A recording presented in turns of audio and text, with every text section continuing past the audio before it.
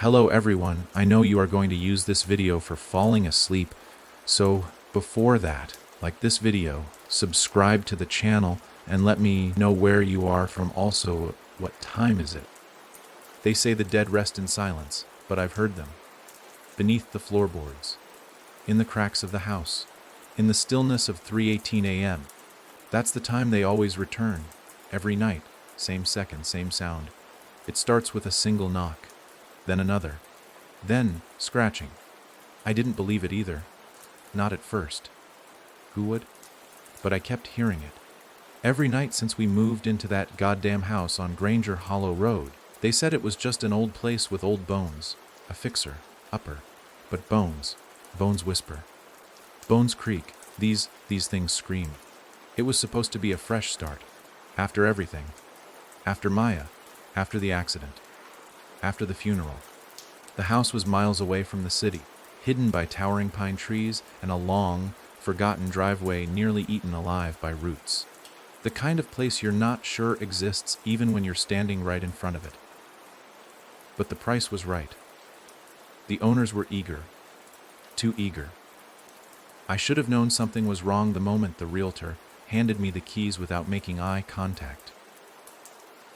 "You're braver than most," she said. "Just don't go knocking after midnight." I laughed. I thought she was joking. I laughed all the way until the third night. That was the first time I heard it. I was in bed, the room still unfamiliar. Shadows stretched like fingers across the walls. The wind outside moaned like it was morning. I was half asleep when I heard it knock. Knock. 2 deliberate taps. Not from the front door. Not from the windows. From under the floor. I froze. Thought maybe it was an animal. Raccoons, maybe. Or the pipes. Old house quirks. But then came the scratching. Long, slow, like fingernails being dragged against wood. Not fast enough to be a rat. Too rhythmic. Too purposeful. Knock. Again. This time closer to the foot of the bed. I didn't move. My throat dried up. I stared into the dark, afraid to even blink. The scratching stopped. Silence returned. But it wasn't comforting. It was heavy. Like someone holding their breath right next to you. I don't remember falling asleep. I just remember waking up at dawn and convincing myself I dreamed it. But it happened again the next night, and the one after that. By the end of the week, I'd counted the seconds. 3:18 a.m. on the dot every time. First the knock, then the scratching. Sometimes a whisper so faint I couldn't make out words, just the presence of voice. It never escalated. Never went further. But it was always there. Waiting. I tried everything. Earplugs, white noise, sleeping pills. Nothing worked. Because even when I blocked out the sound, I could feel it. That thick dread crawling over my skin like insects. Watching. Listening. I tried calling the previous owners. No one answered. The realtor wouldn't return my calls. I even asked a neighbor, a hunched old man who looked like he hadn't smiled since the Reagan years. He gave me a single answer before slamming the door in my face. "You bought it. It's yours now." That's when I knew. Something had happened in this house, something old. Something that hadn't left. I started searching. Online forums, local archives, anything. Took me 2 weeks to find it. An old newspaper article from 1979, buried in the crime section of a forgotten tabloid. The headline read, "Family vanishes in home, only blood found." The photo made my skin crawl. It was my house. Same warped porch, same broken shutters, only the paint was different. In the article, it talked about the Holloway family, a husband, wife, and their 6-year-old daughter. One night, they were just gone. No signs of forced entry. No evidence of a struggle, except the basement where blood was found. On the walls, the floor, even the ceiling.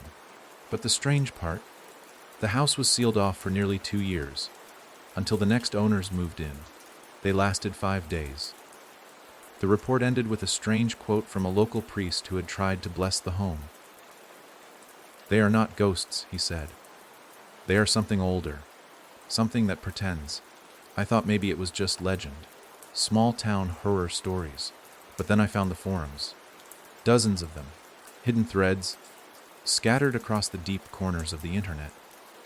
People who had lived there, stayed there. One post chilled me to the bone. It simply read, "If you hear the knock, don't answer. No matter what it says. No matter who it sounds like." That night I stayed awake. I had to know. Had to hear it again to be sure. 3:17 a.m. I turned off all lights. Sat in silence. 3:18. A knock. I nearly dropped the recorder I had in my hand. I pressed record. Leaned closer. Then came the scratching. But this time there was more. A voice. Faint. Like it was trapped under floorboards. "Help! Me." I stood up so fast I tripped over the rug. The voice was a child's. No, not just any child. It was Maya's. My daughter. The one I buried 3 months ago. "Daddy," the voice whimpered. "It's cold. I'm scared." I couldn't breathe. Every logical part of my brain screamed that it was a trick. Something playing with me. But that voice, those exact words, were the last thing Maya ever said to me before the car crashed. How could it know? I fell to my knees, hands trembling, tears stung my eyes. "What do you want?" I whispered. Silence. Then from beneath the floor, knock. Knock, the same rhythm. No answer. Just that sound. Calling me. I ran to the basement. The stairs groaned under my weight. The air grew colder with every step. There was a trapdoor in the corner, buried under dust and cobwebs. I hadn't noticed it before. It didn't show up on the blueprint. I opened it.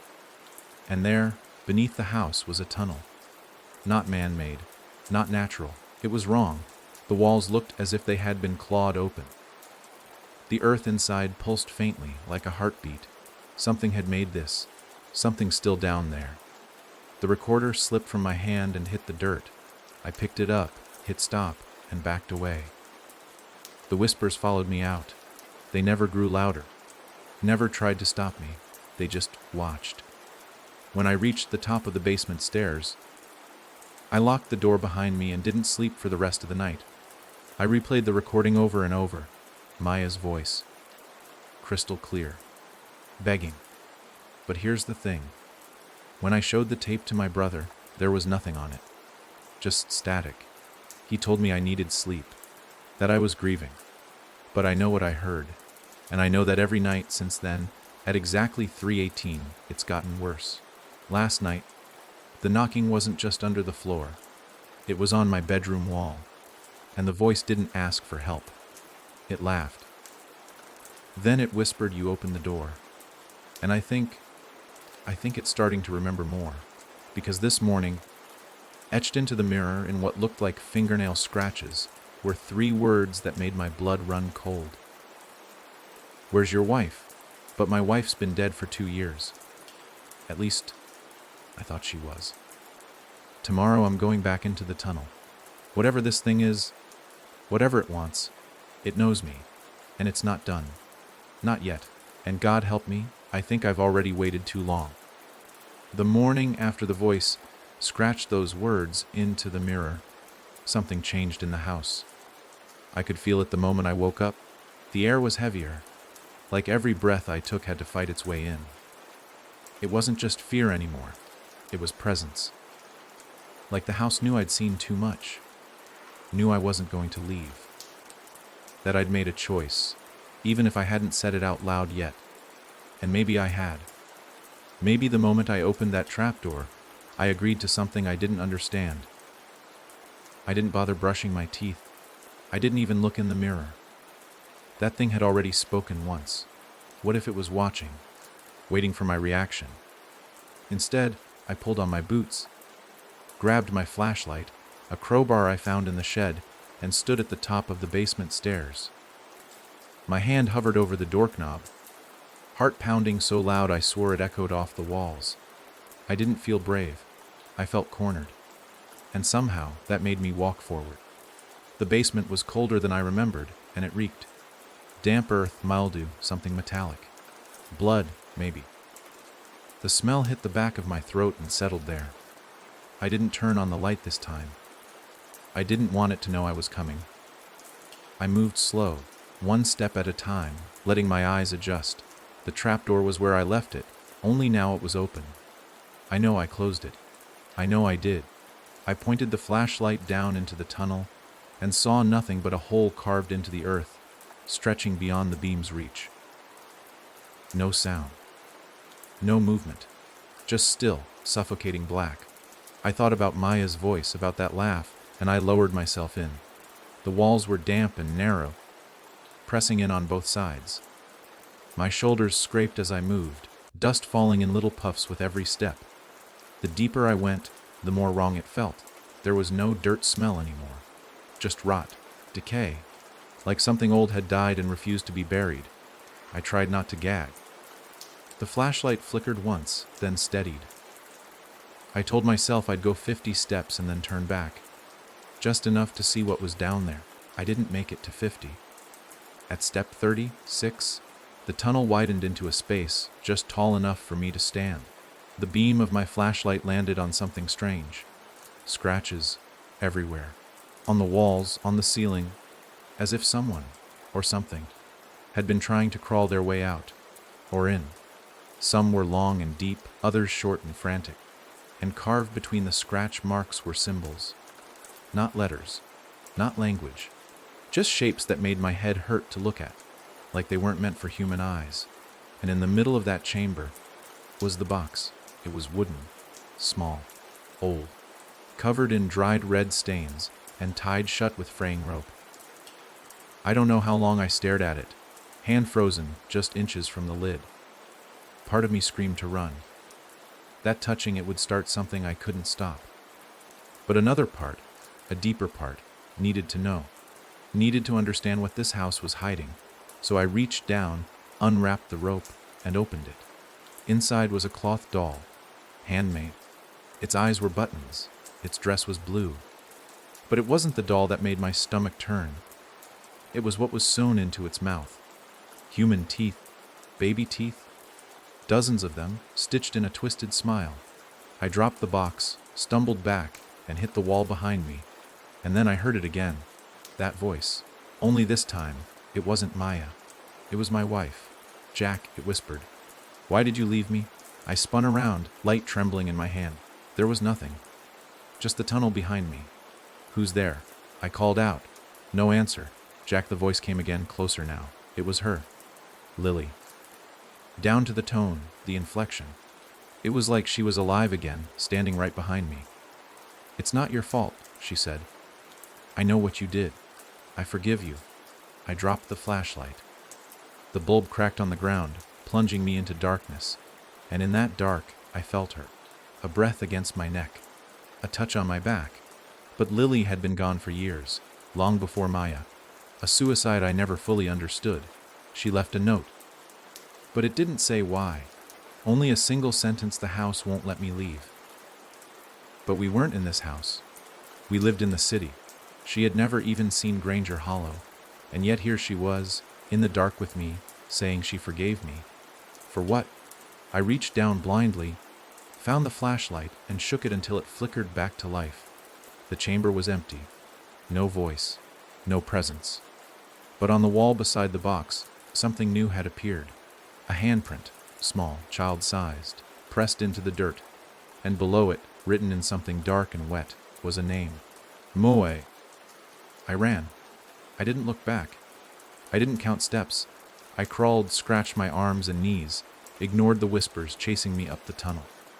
I slammed the trapdoor shut and shoved the heaviest shelf I could find on top of it. Then I sat there, in the middle of the basement floor, gasping like I'd run a marathon underwater. The rest of the day passed in a haze. Every creak of the house made me flinch. Every shadow looked like it moved. I tried to call my brother again, no answer. Tried to reach out to the realtor, line disconnected. I even tried to find the forum again, the one where people talked about the house. Gone, scrubbed clean, as if it never existed. That night, I didn't sleep.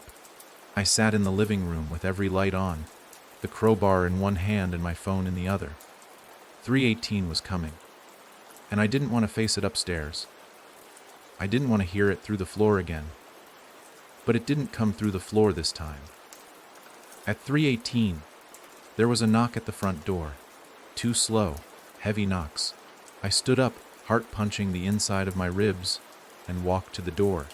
I didn't open it, just pressed my eye to the peephole. There was a girl on the porch. Blue dress, brown hair, head tilted to the side, smiling with a mouth too wide for her face. Her eyes were solid black, and in her hand she held the doll, the same one from the box. She didn't knock again. She just waited, still, unblinking.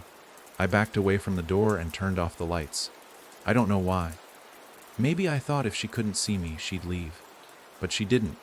She stayed there all night, just standing. At sunrise, she was gone. No footsteps, no marks, just the doll, sitting neatly on the porch swing, its teeth glinting in the morning light. I haven't touched it. I won't. I buried it in the backyard under a foot of dirt. But I don't think that matters, because tonight, the scratching didn't come from the floor or the walls. It came from inside the closet. And this time, when I looked, there were 2 handprints on the mirror, one small, one adult-sized, and both were wet. Something's crawling back into my life. It's using their voices, their faces. It knows what breaks me, and I think it wants me to let it in. But the worst part, a note appeared on my kitchen table just now. No footsteps, no sound. Just a torn piece of paper with my wife's handwriting. She's not our daughter. Don't believe her. And now I don't know what's worse. The thing outside pretending to be Maya, or the possibility that my daughter never made it out of the crash. There's a reason I haven't left the house. People might think I'm scared. I am. But that's not why I'm still here. I've tried. Twice now. Both times the car wouldn't start. Not a click. Not a sputter. The second time I walked, just grabbed my keys and left on foot. No bags, no phone. Just my legs and the memory of how the main road should have been only 10 minutes away. But after nearly an hour of walking, I was right back in front of the house. Like the forest curved in on itself when I wasn't looking. That was 3 nights ago. I've barely slept since. I don't trust time anymore. Clocks here run, but I'm not sure they're measuring anything real. I've caught the microwave flashing 3:18 in the middle of the afternoon, blinking like a warning. The hallway clock ticks backwards sometimes. And my wristwatch, which I've never removed since the day Lily gave it to me, stopped ticking entirely the night I opened the trapdoor. I changed the battery. Nothing. It still reads the exact minute I stepped into that tunnel, 3:14 a.m. I tried to board up the closet after what happened. Hammered planks across the door, nailed them until my hands ached and blistered. But the next morning, the boards were neatly stacked beside the doorway, and the closet sat wide open. Like I'd never touched it. The only difference was what I saw on the inside wall, another handprint. This one smeared downward, as if something had dragged itself out. I need to say this now before things get worse. I no longer believe this house is haunted. Ghosts are fragments, glimpses, echoes. Whatever's here is no echo. It's deliberate, alive, and it's studying me. Each night it tests something new, a sound, a voice, a memory. It pulls them out of me like someone rifling through old drawers, learning what makes me pause, what makes me flinch. And last night, it found something new. It started with the doorknob. I was in the living room, flipping through one of Lily's old sketchbooks I found buried in a drawer. She used to draw in silence for hours, especially after we lost the baby. I'd forgotten how much she loved sketching doorways. It was a strange habit I never questioned. Arched ones, half-open ones, doors inside rooms that didn't have walls. The last page made my blood chill. She'd drawn our current front door in full detail, but we'd never even seen this house when she was alive. Underneath the drawing, in tiny pencil scrawl, she'd written, "It watches through the crack." That was when the front door handle began to turn, just slowly. Once, then again. A click, I froze. The deadbolt was locked, but I saw the handle move, like someone on the other side was gently testing it, not forcing it, feeling it. I stood without making a sound. My heartbeat was in my ears, drumming fast, hot. I didn't go to the door. I didn't call out. I waited. After a minute, the handle started. Then came the knock. Not the sharp, slow rhythm I'd grown used to. This was softer, uneven, like fingers hesitating before making contact. Tap, tap, tap, tap. Then a voice.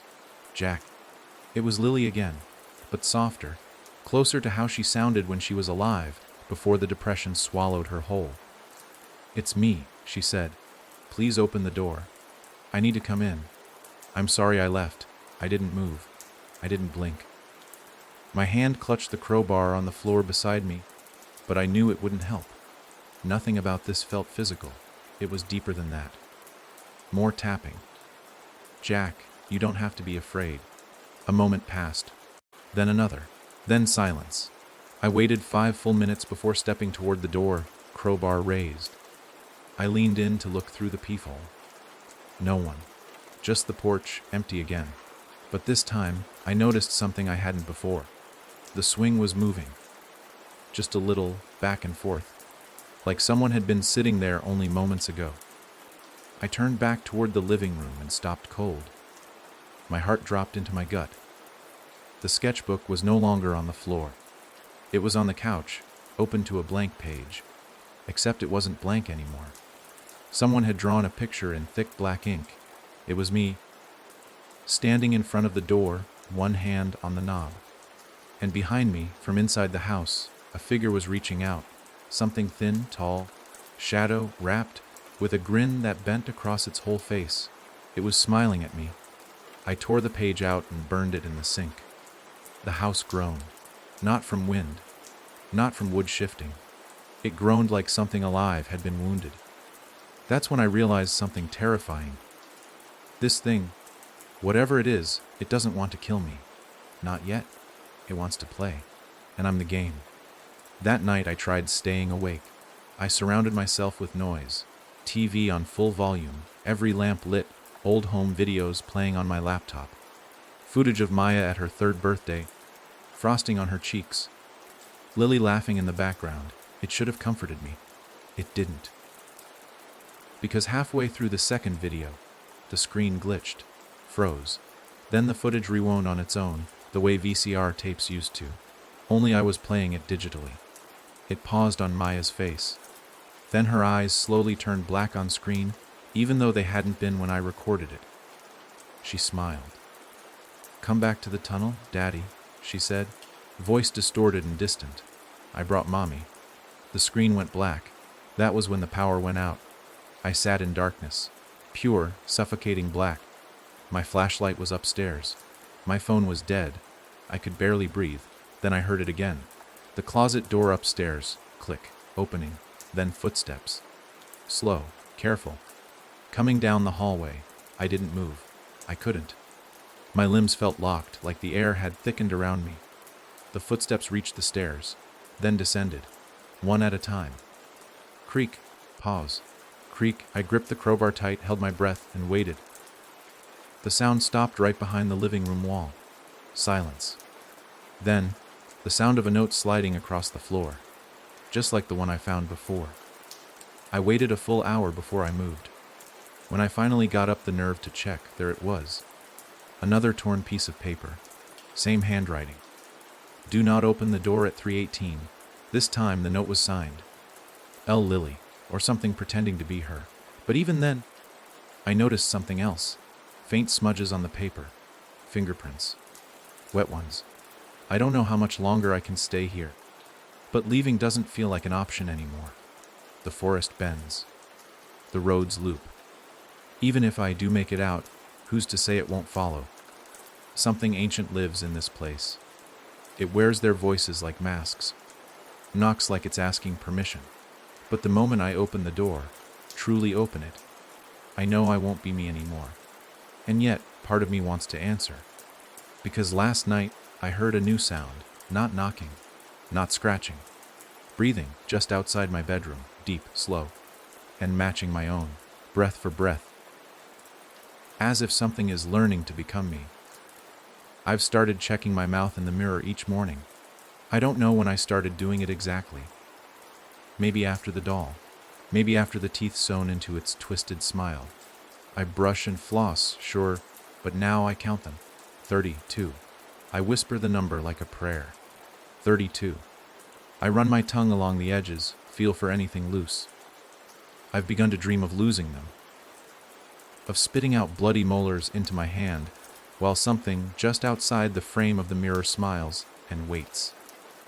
Some nights I dream they aren't my teeth at all, that they never were. This morning there were 31. I couldn't believe it at first. I stood there with the bathroom light flickering, tongue probing the gap where my upper left incisor should have been. No blood, no pain, just a clean absence, like it had always been missing. I dropped to my knees and searched the floor, thinking maybe it fell out in my sleep. Nothing. But when I turned back to the mirror, there was a message written on the fog glass. One down. I didn't shower. I didn't brush. I just stared at that space in my mouth and felt something hollow settle inside me. As if that missing tooth was only the beginning. As if the house was unmaking me, piece by piece, until it could fill in the gaps with something else. I went to the porch next, still barefoot, still shaking. The air was cold and wet, fog wrapped tight around the trees like a noose. The swing rocked gently even though there was no wind. I sat on the steps, thinking maybe the sunlight would help, that maybe out here it wouldn't follow me. That it couldn't. That's when I noticed something under the swing. Another note. Same paper. Same handwriting. It's learning faster now. You need to lock the mirrors. I stared at that line for a long time. Lock the mirrors. What the hell did that even mean? You don't lock mirrors. You cover them. Break them. Avoid them. But lock? Then I remembered something. Something I read years ago in one of Lily's books. Back when she was deep into her folklore obsession. She used to read to me in bed about strange old customs from long forgotten villages. One story stuck with me. About mirrors being gateways. That you had to cover them when someone died, or their soul might get trapped. Or worse, something else might crawl through and pretend to be them. That's when it hit me. Maya's room. There's a vanity mirror in there. One I never covered. I haven't gone in her room since the funeral. I couldn't. Everything in there stayed untouched. Her little bed, her drawings on the wall, the stuffed bear with the eye missing. I had sealed that room off like a tomb. But maybe that was the mistake. Maybe it's where it started. I didn't want to go in. My hand trembled as I pushed open the door. The scent hit me first. Faint. Sweet. Like bubblegum and dust. Like her, it stole the breath from my lungs. Everything was as I remembered it, except the mirror. It was cracked down the middle. A thin line that hadn't been there before. I stepped closer. The crack seemed to pulse faintly, like it breathed, like it was watching me watch it. And behind my reflection, just barely visible in the glass, something moved. Not a person, not a shadow, a shape. Wrong in every way. All angles and limbs that bent the wrong way. It stood in the far corner of the reflection, motionless. I turned fast, crowbar raised. Nothing. But when I looked back at the mirror, the crack was gone. And so was my reflection. There was just an empty room in the glass. I stumbled back, my breath hitching in my throat. I threw a blanket over the mirror and nailed it into place without thinking. Just hammering. Again and again, like the sound might scare it off. When I finished, I leaned against the wall and closed my eyes. And then I heard her voice again. "Daddy, it's cold in here." I opened my eyes. Her drawings on the wall were moving. I swear to God, they were moving. Crayons that had once shown a sunny day were now streaked in black. Her picture of our family had been altered. Lily's eyes were gone. Just black pits, and my mouth had been scribbled out. Maya's stick figure was now taller. Thinner, and it had too many arms. I ripped them down. Every last one. And behind the last drawing, written directly on the wall in something dark and flaking, were the words, "Don't cover the mirrors." That's how I see you. I slammed the door shut and locked it behind me. My hands were shaking so bad, I couldn't hold my phone steady enough to dial. I don't know who I was trying to call. My brother, the police, a priest. Does it even matter anymore? The call never went through, just static. Then the phone lit up with a message. From Maya's number. You're almost ready. That was when the lights went out again. Not just flickered, died. Total black. I didn't panic this time. I lit candles, stayed calm. I told myself I would not open any doors. Not the closet, not the trap door, not the front door. No matter what I heard, no matter what it sounded like. But they didn't knock this time. They whispered. All night long, from the walls, from inside the vents, from behind the boarded-up mirrors. They whispered my name like they were tasting it. Over and over, in different voices. Maya's, Lily's, my own. Whispers that looped, blended, changed. And then they said something new. Do you want to see her again? I don't know why that hit me the hardest. Maybe because part of me, some broken, buried part, whispered yes. They knew that. They were waiting for it. At exactly 3:18, the trapdoor creaked open on its own. I didn't go down, but I looked. Inside was the doll, the same one I buried, but now its head was turned, facing the stairs, and in its lap sat my missing tooth, freshly pulled. I locked the basement door. I nailed it shut. I don't think it'll matter. Because this morning, I found a new drawing on my bedroom wall. Childlike. Scribbled in crayon. It's me again, sleeping in bed. And standing over me is Maya. Except it isn't Maya anymore. Her smile is too wide. Her arms are too long. Her face is wrong. But the worst part, in the drawing I'm smiling too. Like I wanted her there. Like I let her in. And tonight, I don't think I'm strong enough to stop myself. I woke up with dirt under my fingernails. Not a little. Packed. Caked beneath the nail beds like I'd been clawing my way out of a grave. My sheets were clean. My clothes were clean. But my hands told a different story. I ran to the bathroom and scrubbed until my skin turned raw, until the brown, black grime gave way to bleeding cuticles. And still, I couldn't shake the thought that it wasn't dirt, that it wasn't even from here. I hadn't left the house, but maybe part of me had. The night before, I blacked out. That's the only way I can describe it.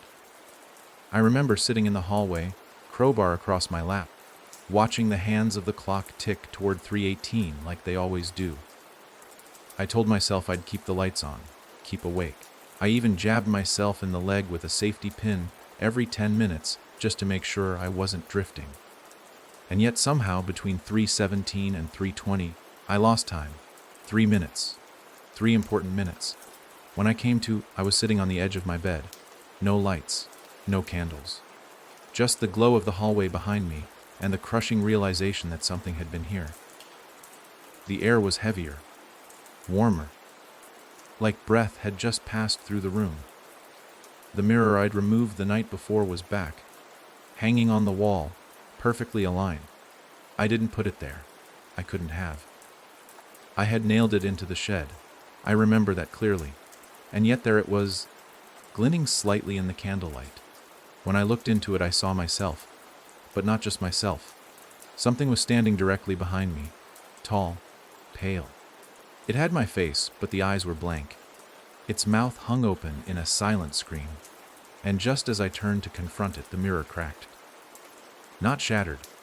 Just one clean line from corner to corner, like a wound slowly opening. That's when the smell hit me. Sweet, sickening. Like decaying flowers and perfume long expired. The same scent from Lily's wedding bouquet. I hadn't smelled that in years. And then came the noise. The faint sound of footsteps dragging down the hall, like someone wearing a dress far too long for their frame. I stayed frozen, breath tight in my lungs. The footsteps stopped outside my door, and then a whisper. Not Maya, not Lily. Both. We're getting married, Daddy. Something scraped the floor on the other side of the door, like a chair being pulled into place. Then came the knock. Not on the door. On the mirror. Knock. Knock. I didn't look. I couldn't. I threw a blanket over it. This time ducked, taping every edge down to the wall. My hands shook the whole time, the tape folding and creasing. But I didn't care. I just needed it covered. Needed that thing out of sight. And still, behind the fabric, I could hear it breathing. The rest of the house had changed when I emerged. It was subtle at first. The hallway seemed longer, the walls narrower. The floorboards groaned out of sequence, like the house was stretching in its sleep. A portrait I had never seen before now hung above the staircase, 3 figures, back turned, staring into the woods. One tall, one short, one impossibly thin, with elongated arms that reached the floor. Their faces were turned away, but I recognized the dress. It was Lily's wedding gown, blue sash, lace sleeves. Only now it was torn, stained, and in the reflection of the painting's glass frame, a 4th figure stood behind them. It looked like me. Only it wasn't. I tore it from the wall and threw it down the stairs. The frame shattered, the glass slicing across my ankle. Blood pooled in my sock before I noticed, but when I limped down to clean it up, the painting was gone. Just gone. And in its place was a note, nailed to the wall. Don't forget your vows. This thing, it's not just playing with memories anymore. It's rewriting them, making new ones. Fabricating a life that never happened, but feels real enough to believe. Later that day, I found a small white box on the kitchen table. I didn't put it there. Inside was a ring, my wedding band. Only I haven't worn it in over a year. I threw it into the river the day after Lily died, but there it was. Same inscription. Forever. No matter what, I left it on the table. I thought maybe ignoring it would slow whatever was happening. Maybe it needed me to participate, to say yes, but I was wrong. That night at 3:18, the closet opened on its own again. And standing in the doorway was Lily, or something that wanted to be Lily.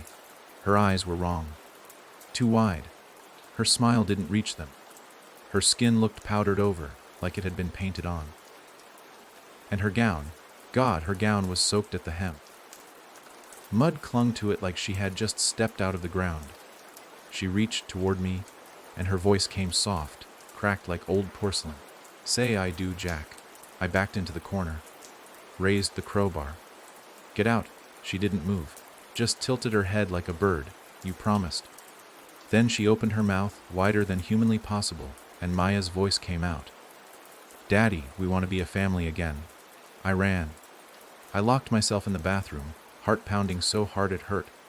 Behind the door, I could hear footsteps, fast, frantic, skittering across the hardwood like something that had too many joints. Then came the scraping. The walls. The mirror. The sink filled with blood. No plumbing issues. No clogs. Just blood rising slowly from the drain, thick and warm. I smashed the mirror, smashed the sink, screamed until my voice broke. By morning it was all gone, like it never happened. But now the house smells like Lily's, like her, like death. I tried the phone again, just static, until a voice broke through, my own voice. Jack, it said, are you ready to be mine? I don't know what that means, but I think the wedding is tonight. Because just now, the old phonograph in the attic started playing on its own. A slow, warbling version of Here Comes the Bride. The sound dragged through the halls like it was underwater. And when I opened the front door, there was a veil pinned to it, covered in soil and teeth. I didn't sleep. How could I? Not with that melody still echoing from the attic, twisting itself deeper into my ears with each warped, dragging note. Here Comes the Bride, played on loop like a needle stuck in a groove carved by something with no hands, no face, only hunger. The music didn't stop until the sun came up, and even then, only after I climbed the stairs and smashed the phonograph with a hammer. But the moment I did, the house sighed, like it had been holding its breath the whole time. I stood there, panting in the dust and shadow, staring down at the mangled remains of the machine. Then I heard something move behind the wall, slow, slithering, not footsteps, more like the sound of a wedding train being dragged across wood, followed by the low, steady rasp of breathing. I didn't wait. I bolted down the stairs, 2 at a time, nearly slipping on the edge of the runner rug. And then I saw the veil again, still pinned to the front door, fluttering gently despite the windows being shut and no breeze in the house. I pulled it down and threw it into the fireplace without thinking. Flames took it instantly. The smell was unbearable, burning silk and rot. The smoke twisted upward in strange spirals, thick and almost oily. Then the fire screamed. Not the veil, the fire. A woman's voice, shrill and furious, shrieking from inside the flames like it had been woken too early. The sound rattled the windows. Dishes shattered in the kitchen. Every door in the house slammed shut at once. And then silence. I collapsed onto the rug, trying to steady my breath, clutching my ears. Heart thundering. That's when I realized I wasn't alone in the room. Someone was behind me. I didn't turn right away. Just stared ahead, frozen, every hair on my body standing. I could see the reflection in the glass of the TV. A woman in white, face veiled, hands folded in front of her, motionless. I turned. She was gone. But on the floor where she had stood was something worse than her presence. A small, circular hole had opened in the floorboards, maybe 3 inches across. Fresh, like it had been burrowed overnight. It hadn't been there before. I reached for a flashlight and aimed it inside, expecting dirt, cobwebs. Nothing. Instead, I saw eyes, small, pale, unblinking, and they blinked. I stumbled back, kicked the hole, covered it with the heaviest book I could find. But I knew it didn't matter. The floor was changing, opening. Like the house itself was making space for something to crawl up through. Something that wore Lily's veil and Maya's voice and my regrets like a costume. I had to get out. I packed a bag, just clothes, flashlight, lighter, the crowbar, and ran out the front door, not caring where I ended up. Just away. Away from the whispers. Away from the mirrors. I made it as far as the driveway, and then I saw them. Footprints, dozens of them. Bare muddy, child-sized, trailing in from the woods, across the gravel, up to the porch, but never away. They only came in. I looked closer and saw something sticking out of the soil where the grass met the forest. A bone. Small. Too small to be anything but human. That's when the whispering began again. But this time, it wasn't coming from inside the house. It was coming from below. The ground beneath my feet trembled, just once. A warning, like something ancient and hungry shifting in its sleep. I ran back inside, slammed the door, locked it, and that's when I saw the photograph. It was sitting on the kitchen table like it had always been there. I knew every photo in this house, every framed memory, but this one didn't belong. It was me, standing at the altar, pale, eyes blank, smiling in a way I've never smiled in my life. Lily beside me, but not Lily. A stitched grinning facsimile wearing her dress, her shape, and Maya, standing in front of us, holding a bouquet made of teeth and hair. Behind us, in the pews, were dozens of figures with no faces, just shadows. I flipped it over. On the back, scrawled in red ink, "Till death did we part. Now it's your turn." I couldn't breathe. I threw the photo into the sink and lit it on fire. But it didn't burn, not even a singe. Just sat there, sizzling quietly, smiling up at me like it was patient, like it had all the time in the world. That night, the knocking returned. But this time, it came from underneath, directly beneath my bed. I didn't check. I couldn't. I lay there frozen, while the thumping grew louder, more insistent. Then came the scraping, then the whisper. "You left me down here." It was Lily's voice, but beneath it, just beneath, like another layer hiding underneath her sound, was something older, something wet, something grinning. I gritted my teeth, pulled the covers over my head like a child, and whispered back, "You're not her." But the voice laughed. "I borrowed her," it said, "and soon I'll borrow you." When I woke up, there was dirt on my pillow, and lying beside me, nestled into the sheets, was a bridal garter, still damp, still warm, like it had just been worn. I can't keep track of how many nights it's been. The house doesn't let me. Time here folds in on itself like damp paper, thin and rotting. Sometimes, I wake up in the dark and feel like I've been dreaming for weeks. Other times, I close my eyes for what feels like seconds and find the sun's gone and the house has rearranged itself again. The hallway grows longer. Doors appear where they weren't before. And the basement door, no matter how many times I board it shut, keeps finding new ways to open. But last night was different. Last night it came upstairs. I'd been sleeping in the living room, a sad pile of blankets and empty coffee cups, trying to stay close to exits. I don't know why. The doors don't lead anywhere anymore. I've tried all of them. The front door opens to fog so thick it feels solid. The back door swings out into trees that lean too close, as if listening. And the windows show places I don't recognize. Hallways that don't exist in this house. Staircases I've never seen. So I sleep where I can see everything. Or at least try to. At 3:18, like always, the air changed. That's the only way to describe it. The weight in the room shifted. Heavier, denser, like the house was holding its breath and waiting for me to do the same. I sat up, wide-eyed, crowbar in hand. The lights had gone out minutes earlier. Always a warning. Then came the sound. Shh, a dragging noise. Something heavy being pulled across the floor upstairs. Not footsteps. Not pacing. Just a slow, deliberate shuffle, like satin across wood. The wedding gown. I know it was the gown. It was moving on its own. The ceiling above me groaned with the weight of it, whatever it was. Then something dropped. A soft, wet thud. Then another. I walked to the foot of the stairs and looked up. A white trail was dripping down the steps. Not blood, not water, mud. Thick black, clinging mud. It reeked of grave soil and mold, like it had been pulled from something buried too long. And then, slowly, so slowly I almost missed it, a piece of fabric slipped into view at the top step. Lace, frayed, crawling like a slug. The gown was dragging itself down the stairs, trailing mud and small white flecks behind it. At first I thought they were petals. Then I looked closer. They were teeth, baby teeth. Hundreds of them, spilling from the folds of the fabric like confetti from some grotesque celebration.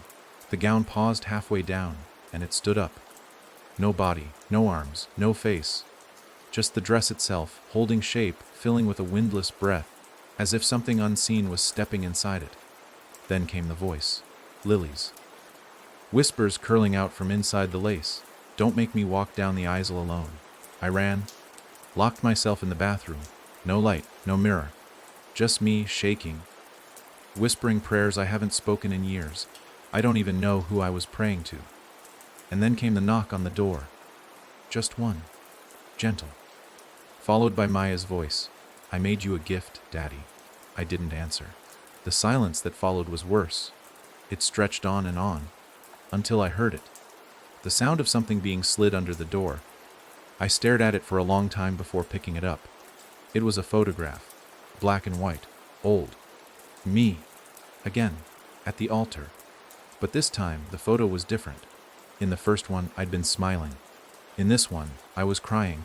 And behind me, the guests weren't shadows anymore. They had faces now. All of them mine. Every seat filled with copies of myself, smiling too widely. Teeth far too sharp. I flipped it over. The back said, "You said forever." I stayed locked in that bathroom until dawn.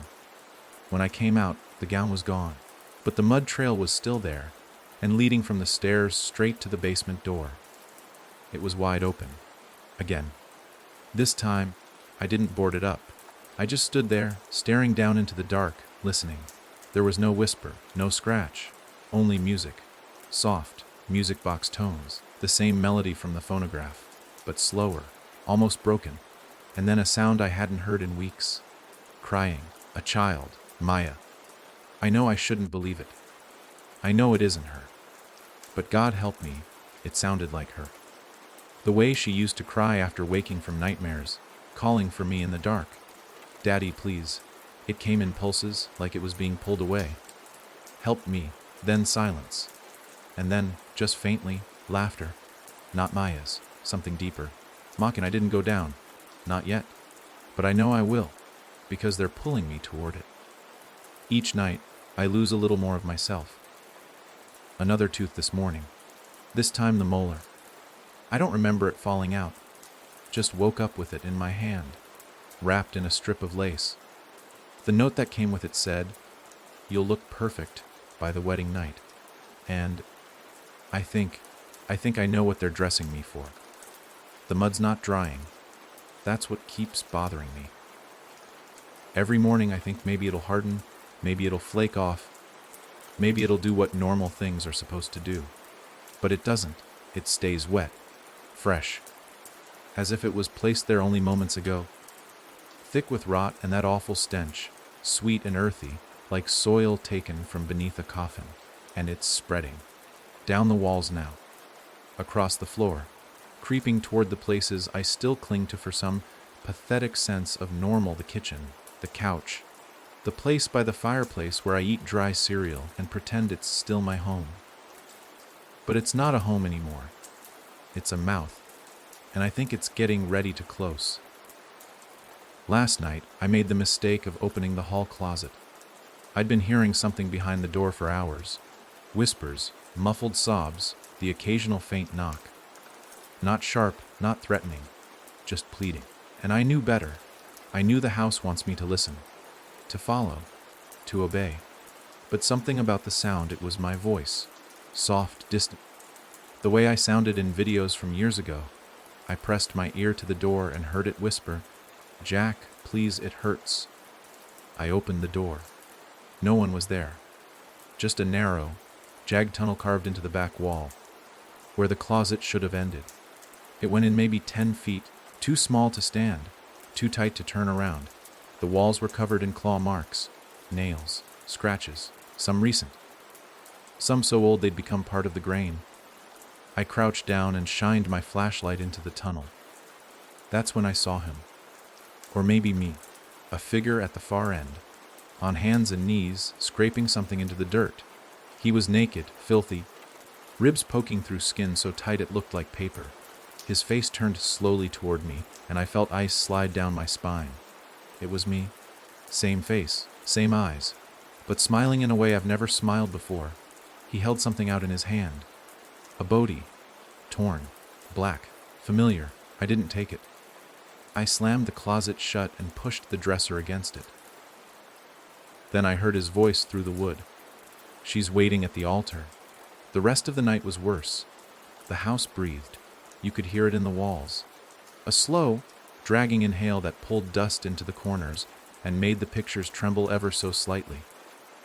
Then the exhale, warm, faded air that made the lights flicker and the floor feel soft beneath my feet.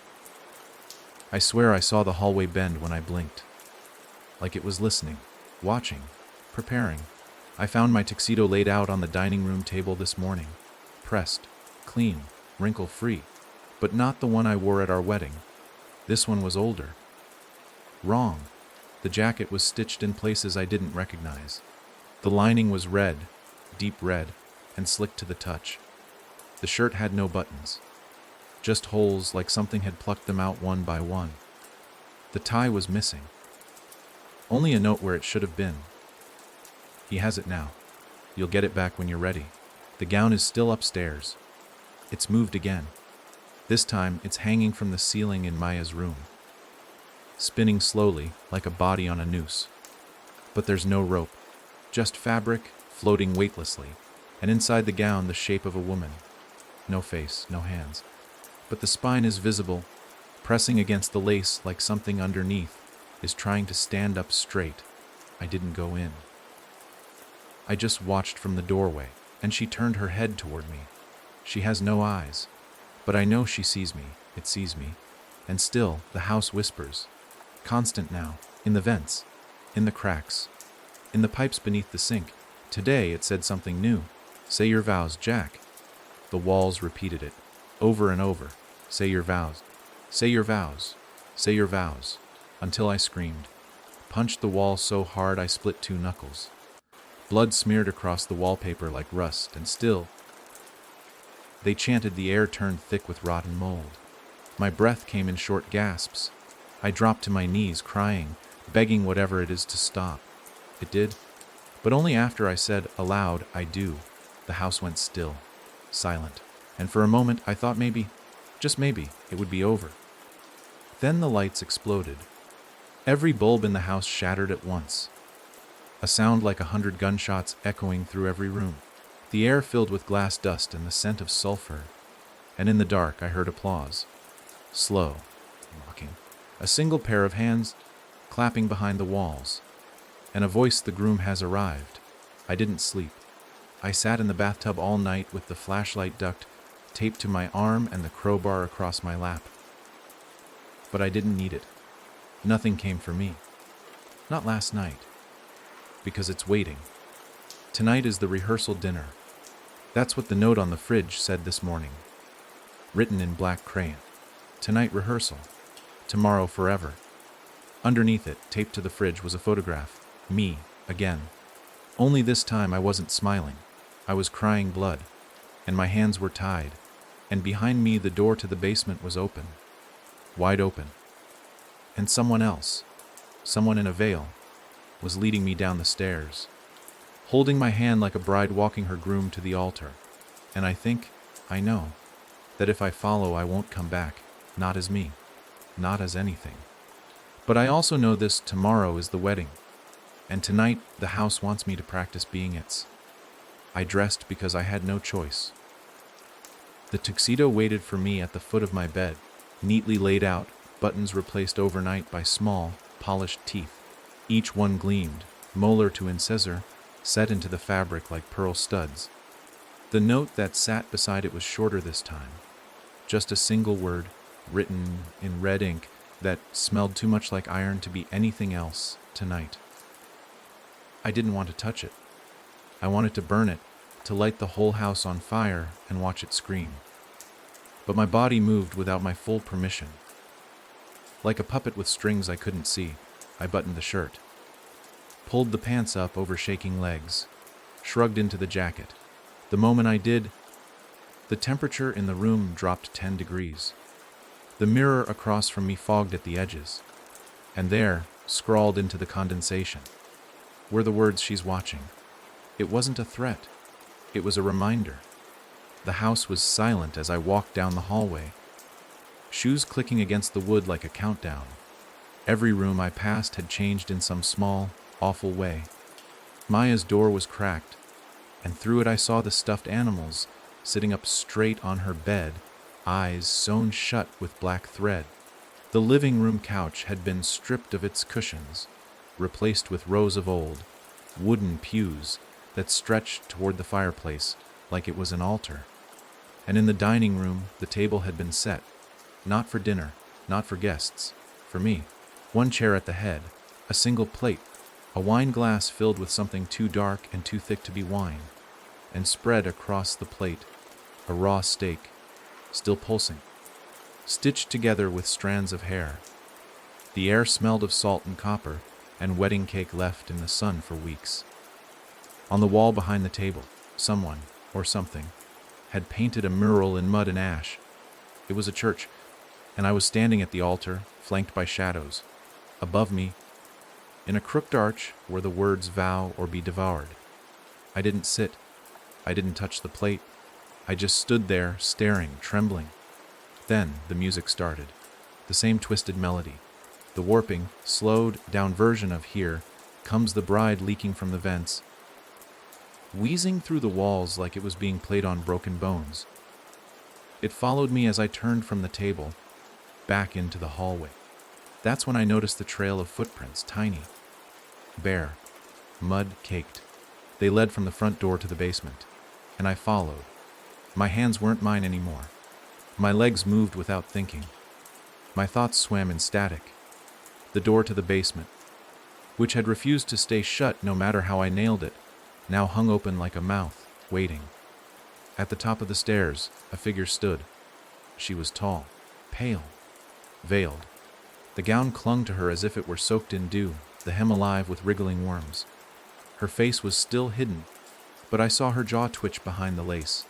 She raised one hand, a hand with fingers too long, bent at wrong angles, and gestured. Come. I couldn't disobey. I stepped down. Each stair groaned like it remembered the last time a man walked down to die. The candlelight below flickered even though there were no candles.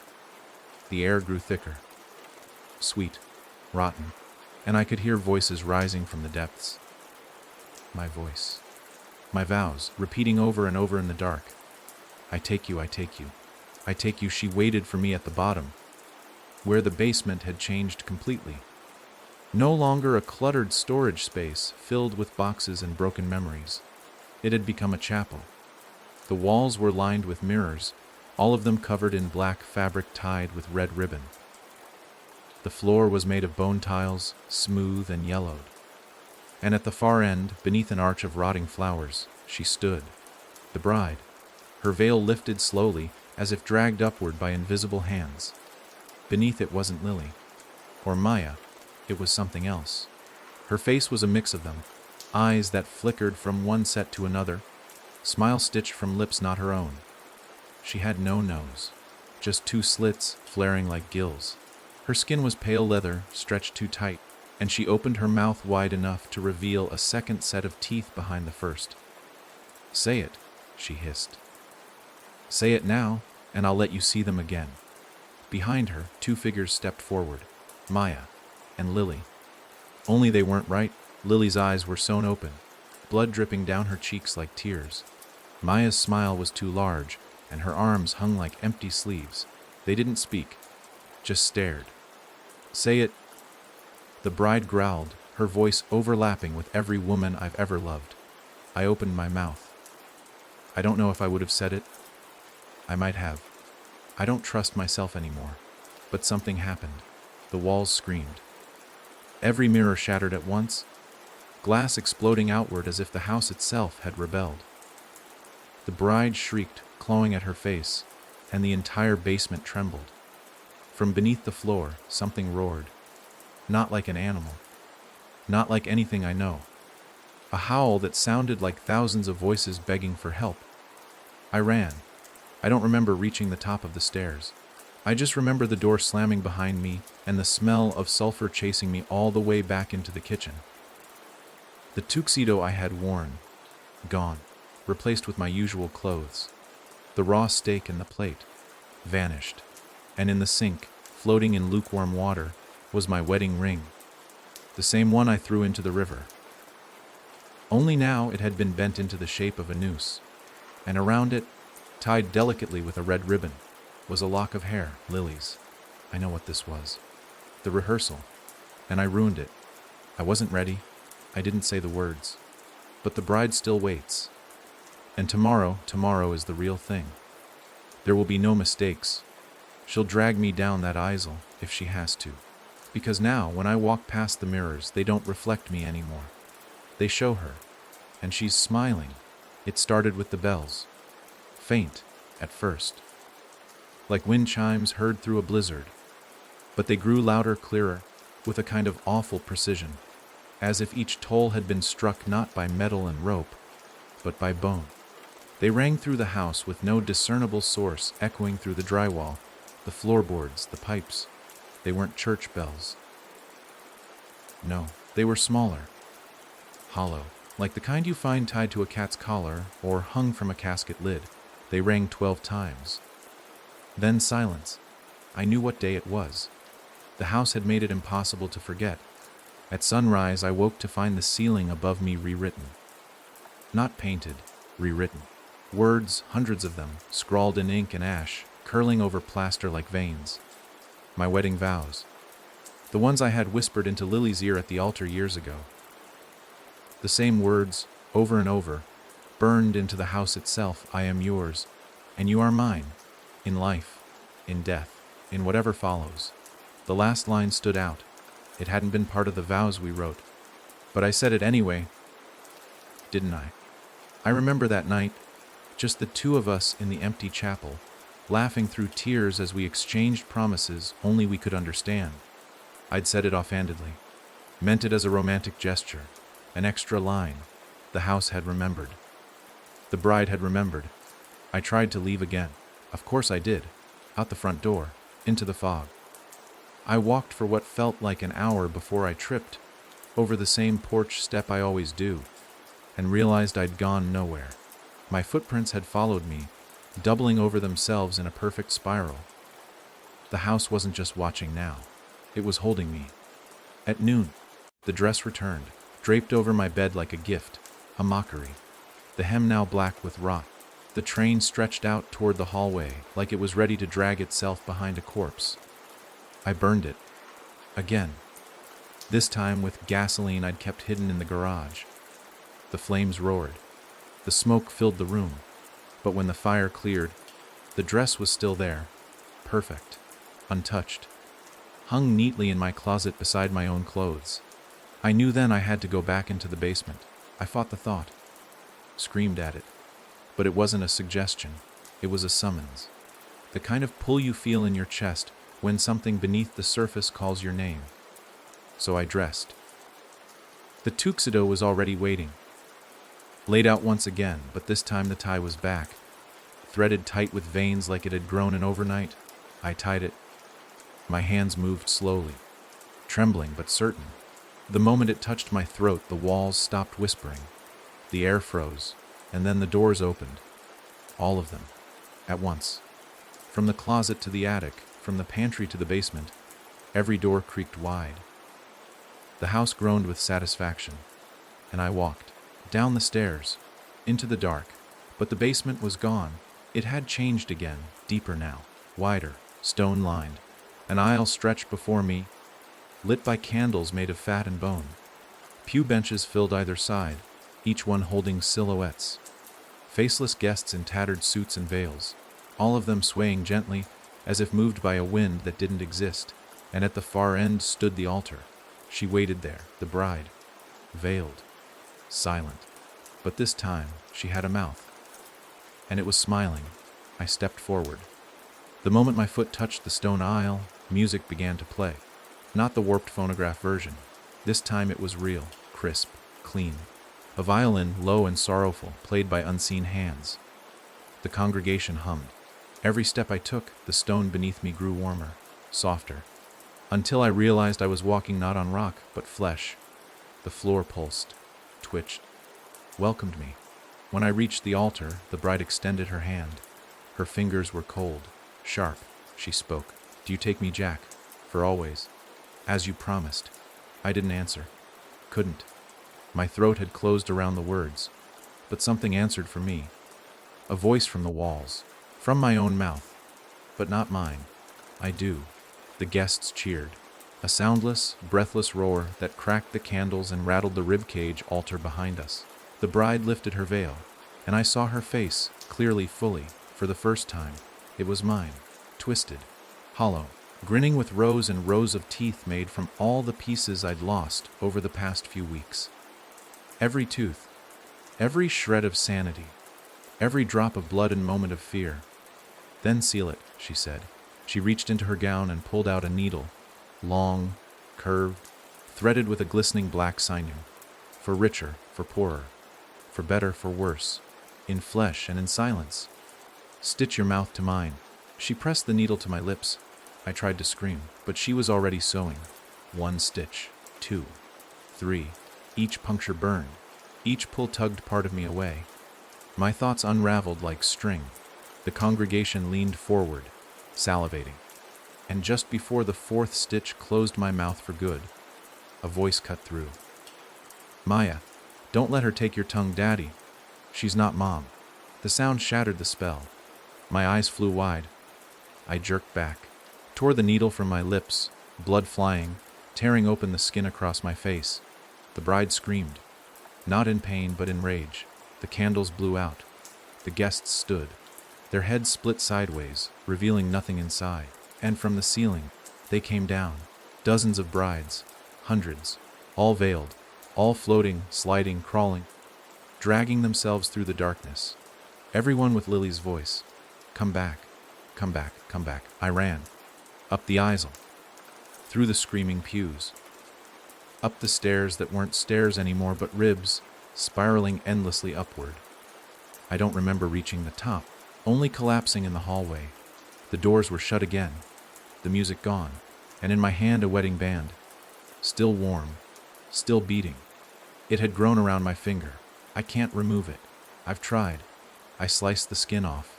It grew back. She marked me. And now I hear her in everything. In the faucet drip, in the wind through the trees, in the click of the clock at 3:18. The vows have been spoken, but the marriage hasn't started yet. I haven't eaten in days, but I'm not hungry. I haven't slept, but I don't feel tired. There's something wrong with me, something deeper than sickness. It's as if I'm being hollowed out from the inside, piece by piece, and the thing doing it doesn't want me dead. It wants me ripe. The ring on my finger has rooted itself into my skin. I can feel it pulsing sometimes, sensing with my heartbeat like it's listening, like it's learning how to be me. I wrapped my hand in cloth, then in bandages, then in duct tape, but none of it helps. It's not just a ring anymore. It's hers. This morning I found a door where there hadn't been one before. Second floor, past Maya's room, where the wallpaper used to peel and the floor dipped. Now there's a new frame. Fresh wood, no dust. The brass knob gleamed like it had been polished that morning. Carved into the wood above the door in delicate cursive was one word: honeymoon. I stood there for almost an hour, just staring. I could hear something faint behind it, a gentle hum, the kind you hear in hotel hallways, like a minibar refrigerator or distant plumbing. And beneath that, softer still, the sound of two people breathing in unison. I should have walked away. I should have burned it down. Instead, I opened it. The air was warm and thick like bathwater. A sweet, cloying perfume poured out, sickening and floral, lilies and rot, petals dipped in something sour. The room inside was wrong. It looked like a suite, plush red carpet, ornate wallpaper, a heart-shaped bed with sheets that shimmered like wet silk. Candles lined every shelf, every surface, flickering steadily without smoke. They smelled like honey, but underneath, I could detect something else. Something raw. On the wall above the bed hung a massive painting. Lily and I on our wedding day, but not the real version. In this one, her face had been replaced by something blank, white, smeared at the edges like a photo left out in the rain. And my face, it was smiling, bleeding from the mouth. The moment I stepped inside, the door closed behind me. And locked. No click, no latch, just finality. I didn't try to open it. Somehow, I knew I couldn't. Not until she let me. So I turned back toward the room. On the bed was a box, wrapped in white lace, no card, no label. I sat on the edge of the mattress. It breathed beneath me, a soft exhale, as if it were alive, and opened the box. Inside was a single object, a tongue, pink, wet, fresh, still twitching. The blood wasn't dry. The nerves still flinched when I touched it, and beneath it, a folded note. "You won't need your old one where we're going." I screamed. I backed away. I threw the box across the room, but it didn't hit the wall. It sank into it. Like the surface had turned to water for a moment, rippling outward until the box was gone and the wall looked normal again. I banged on the door, kicked it. Nothing. My voice cracked as I shouted. No one answered. Then the lights dimmed, and from behind me the mattress shifted. She had arrived. I didn't see her. I wouldn't turn. But I felt her weight sink into the bed behind me. The warmth of her breath against the back of my neck. The brush of a fingertip trailing up my spine. Cold. Deliberate. "You ran," she whispered. "But it's all right. Grooms get nervous." I gritted my teeth, said nothing. "You still have doubts," she continued. "That's okay too. You were always the emotional one." A hand touched my face, cupped my chin. "Let me show you what forever feels like." Her breath poured over my ear, wet and fragrant, filled with the sound of her own voice speaking inside my mouth. And suddenly, I could see it, not with my eyes, but behind them. The honeymoon, a place where time folds in on itself like a dream, where pain is a gift, where the bride is always hungry and the groom always gives. a realm built from the minds of those she's devoured, dressed in the scraps of their love and memory, where she wears your dead and makes you watch. I began to cry. She kissed the tear as it fell. I love when they break, she whispered. It makes the stitching easier. Then I felt the needle again, sliding across my lips, drawing a new smile. Only this time I fought. I bit down, hard, on the needle, snapping it in half, tasting blood and rust. I rolled from the bed, crawling, gasping, kicking at the carpet that tried to hold me. I made it to the door, screaming, clawed at the handle, punched the wood until my knuckles cracked. The door opened. Not because I deserved it, because she let me go. Her voice followed me into the hall. You'll come back. They always do. That's why I leave the door open. And when I turned back, the door was gone. Just a wall again. Seamless. But I brought something with me. In my mouth, between my teeth, a ring. Not the one she gave me. This one was mine. The real one. The one I threw into the river after Lily died. Somehow, I'd bitten down on it in that room, and now it sat on my tongue like an anchor. Cold. Real. Proof that some part of me still existed outside her reach, that I'm not hers yet. Not entirely. But that was only the rehearsal. The honeymoon suit was only the beginning. And now, the invitations have been sent. I know because I woke up an hour ago to a dozen envelopes nailed to the walls of the living room. Each one addressed to someone I love. Each one sealed with a kiss, blood red. The wedding is tomorrow, and she's inviting everyone. The walls were covered in names. Everywhere I looked, scratched into wallpaper, written in lipstick across the bathroom mirror, burned into the underside of cabinet doors, stitched into the curtains, names of people I hadn't thought of in years. Not just Lily, not just Maya, everyone. Friends, family, coworkers.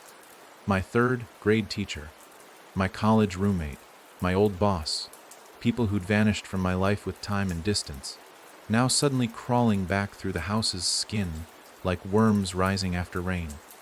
It wasn't random. She was summoning them.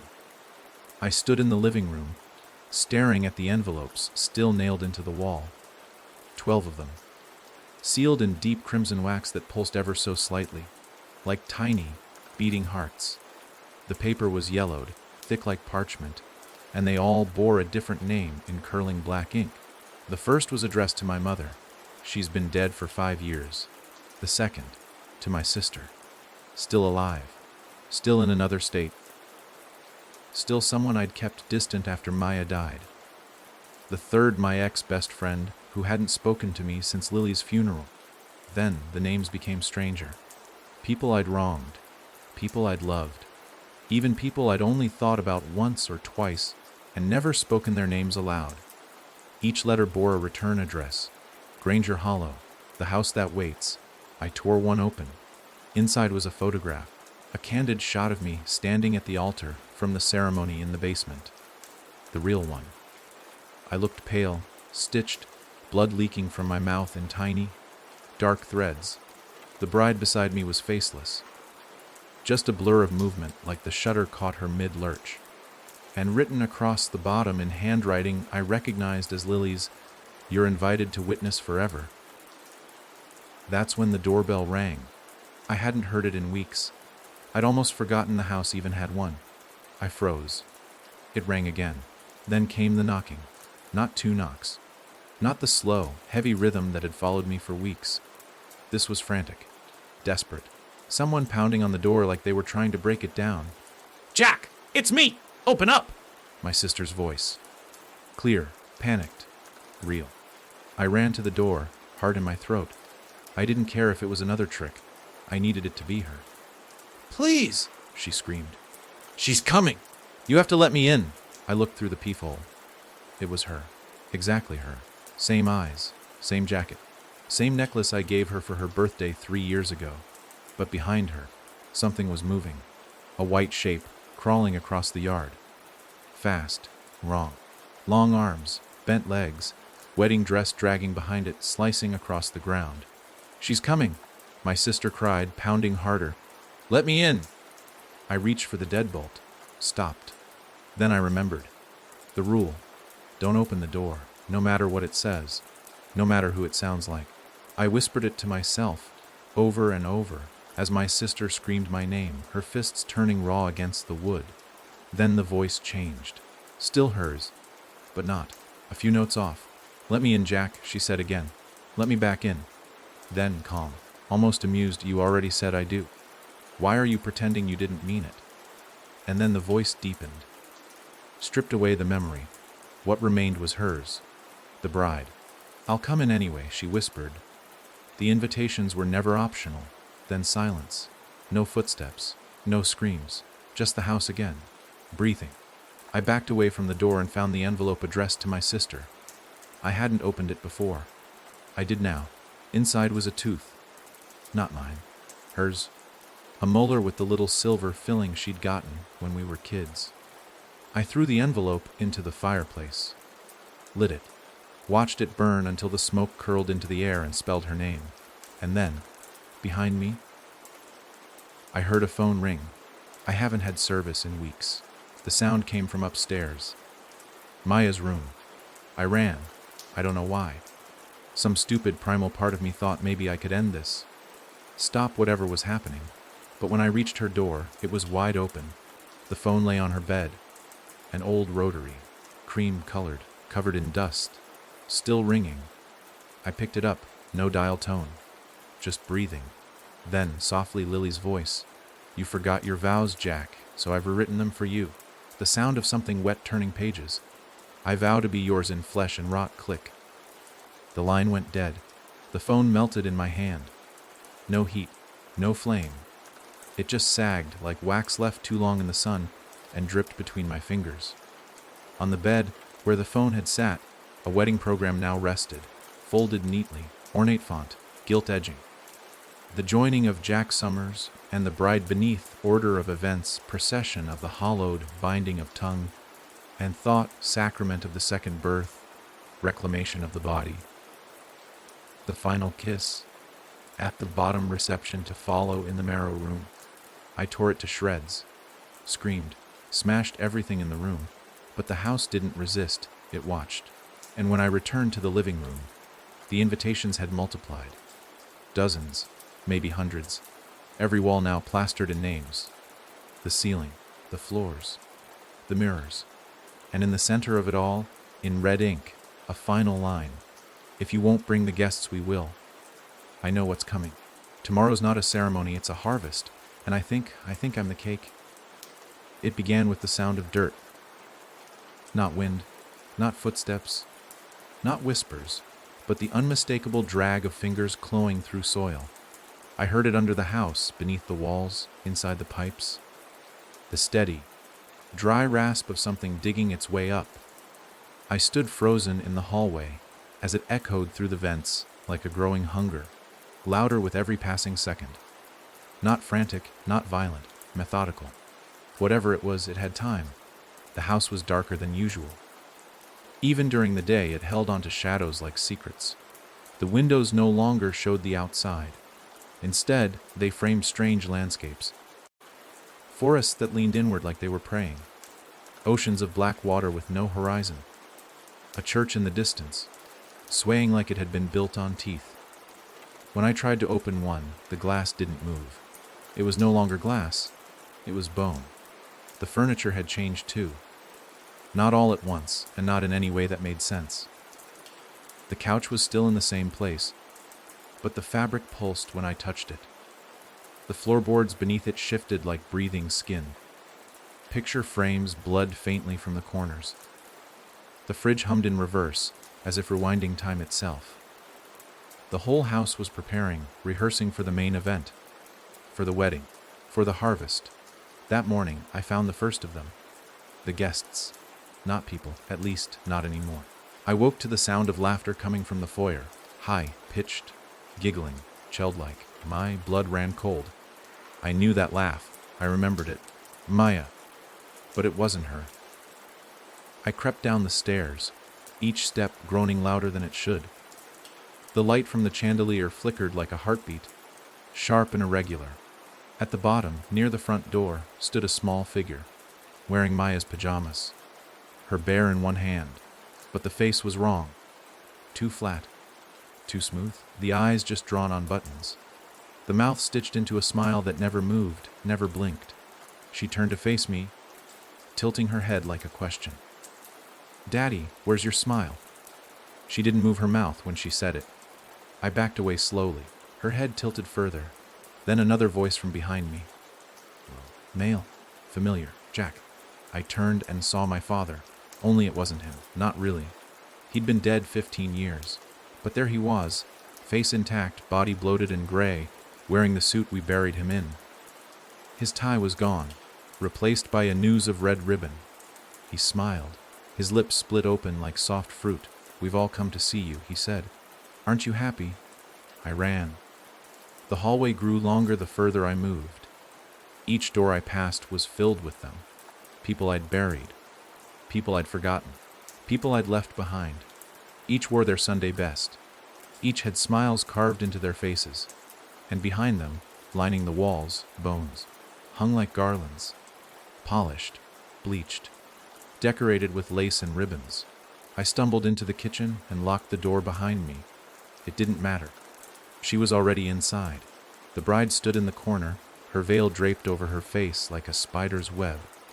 Her arms hung at her sides, one too long, the fingers brushing the floor. "I told you," she whispered. "You didn't have to bring anyone. We remembered them for you." She stepped forward, the gown hissing across the tile. "This is tradition. Something old, Jack." She gestured around the room, and suddenly I saw them. Items from my past. The old family clock from my childhood home. Lily's scarf, still blood-stained from the accident. Maya's first tooth in a small glass jar, vibrating faintly on the counter. A photo album open to a page I never took. A picture of me standing with her at the altar, but this time smiling. Eyes hollow, lips stitched into a permanent grin. The background full of familiar faces, all rotting, all clapping. "We're almost ready," she said. She touched my face with one gloved hand. Cold, unyielding. "The guests are seated. The aisle is prepared. But you need to let go." I didn't move. Couldn't speak. My throat was thick with rotten memory. My head pounded with the weight of it all. Then she leaned in close, breath cool against my skin. "You've carried them long enough. Your grief, your guilt, your memories. Let me have them. Let me wear them for you. You'll feel so much lighter." She opened her mouth, and inside I saw my own reflection, curled into a fetal position. Weeping, bleeding, wearing the tuxedo, sewn into her throat. I screamed, swung the knife from the counter. Where did it come from? And slashed at her. She vanished, gone like smoke, but the air still stank of perfume and grave moss. The room returned to normal, mostly, but one thing remained, a black box, resting on the counter, labeled something old. I opened it with shaking hands. Inside was a piece of my own spine, still warm, still twitching, and beneath it, a wedding invitation. "Just one line tonight, you give yourself away." I think I already have. I woke up wrapped in lace, not metaphorically, not in guilt, not in grief, but literally. Thin, fraying strands of white lace wound tightly around my chest, up my arms, across my legs. My skin itched beneath it, burned in places where the fabric had fused. I tried to tear it off, but it wouldn't break, not like cloth. It resisted like muscle, like it wanted to stay, like it was growing from me. I staggered into the bathroom, feet sticking to the floor where muddy footprints had formed overnight, my own, trailing in a spiral pattern around the room. The mirror, already cracked from a week ago, now refused to show me. Instead, it reflected her, the bride, just standing where I stood, her head tilted, her fingers slowly peeling more lace from her arms and feeding it into her mouth. I looked down. The lace around my wrist pulsed. I grabbed the scissors and started cutting. The first slice hurt. It was like cutting skin. No blood. Not at first. Just a feeling of wrongness deep in the bone, like I'd severed something that was no longer just clothing. But then it bled. A thick, black ooze seeped from the fabric. It sizzled when it touched porcelain. I cut again. and again. By the time I was free, the floor was streaked in rot, and the scissors had turned the color of rust. The lace twitched once more, then curled into itself, dead, or pretending to be. I burned it. The flames were silent. No hiss, no pop, just fire swallowing thread and leaving behind the smell of old flowers and singed hair. After that, the house shifted. I know now it moves when I fight back. Not to escape me, not to punish me, but to correct me. I heard doors slam upstairs, a groan in the walls. The pipes rattled like bones in a sack, and then the stairs began to drip. Not creak, drip. I crept toward the sound, knowing I'd regret it, but unable to stop myself. The stairs were soaked in something clear, sticky, viscous. At first, I thought it was water. Then I smelled it. Perfume, sweat, copper. It was her sweat, from the dress, and at the top of the stairs, hanging from the ceiling fan by a chain of stitched hands, was the gown itself. No mannequin. No hanger. Just the dress. Floating. Breathing. Turning slightly in a breeze that didn't exist. It pulsed with every heartbeat I took. I stepped back. It followed. Not physically. It didn't move. But it adjusted. Like a predator watching prey stumble. Like it knew I'd rejected it. That I wasn't ready to wear it yet. Then the walls whispered again. You looked beautiful in white. Lily's voice. But distant. Drained. Not her joy. Not her laughter. Just the voice of a bride who died with something left unfinished. I ran. I hid in the pantry like a child. And that's when I found the veil. Folded neatly between the soup cans. Pressed flat like it had been waiting. It smelled like ash and memory. I tried not to touch it. It touched me. Jumped, more like. Wrapped around my wrist before I could scream. Tight. So tight I thought it would snap my bones. I slammed it against the wall, over and over, until it loosened and dropped. My wrist was bruised. The imprint of a ring had formed around my skin, burned into it, like a brand. The pantry door wouldn't open. I sat there for hours, in the dark, surrounded by jars that had changed labels when I wasn't looking. Tomato soup, now labeled ragrite. Green beans, inefidity. Chicken stock, fiarstilii. The jars watched me. I swear they watched. The bride whispered to me through the slats in the door. We're only missing one thing. What? I croaked. What do you want? Her breath was cold through the wood. Something borrowed. I shook my head. No, I've given you everything. She laughed. Soft. Full of pity. No, Jack. You've only lost everything. You haven't given me anything yet. Then came the sound of dragging down the hallway again. The dress, scraping across wood, climbing down the stairs. Closer. I screamed. I bashed the door with my shoulder, my knees, until finally, it opened. But I wasn't in the kitchen anymore. The house had turned again. Now I stood in the chapel, the same one from the basement, the same pews, same candlelight, same guests, faceless and grinning. The altar stood before me, soaked in petals and blood, and on it, the dress, waiting, its sleeves outstretched like arms, and on the front pew sat Maya, staring at me with eyes made of black buttons, her mouth sewn shut, holding a bouquet of teeth. I didn't scream this time. I couldn't, because I realized the thing she wants to borrow isn't mine. It's Maya, and if I don't stop her soon, she won't have to borrow. She'll keep. I haven't spoken in 2 days. Not since I saw her, the thing that wears Maya's face, sitting in that front pew with her stitched lips and bouquet of teeth, each one glistening with a polish too perfect to be real, too wet to be clean. I'd fallen to my knees in front of the altar, not from reverence, not from surrender, but because the weight in my chest was too much to hold upright. I tried to crawl to her, whisper her name, beg for forgiveness, for failing her, for not stopping the crash, for bringing her ashes here in a stupid act of closure, but I couldn't speak. The house had taken my voice, or maybe I'd given it away. The teeth in her bouquet weren't random. I recognized every single one. The tiny chipped incisor she lost at 4 when she slipped in the bathtub. The molar I'd saved in a drawer for no good reason. The baby canine we buried in the backyard under a popsicle stick cross, all of them. Dug up, shined, arranged with ribbons made of hair, her hair. I couldn't move. I couldn't look away. And then she stood, her legs wobbled like a puppet's.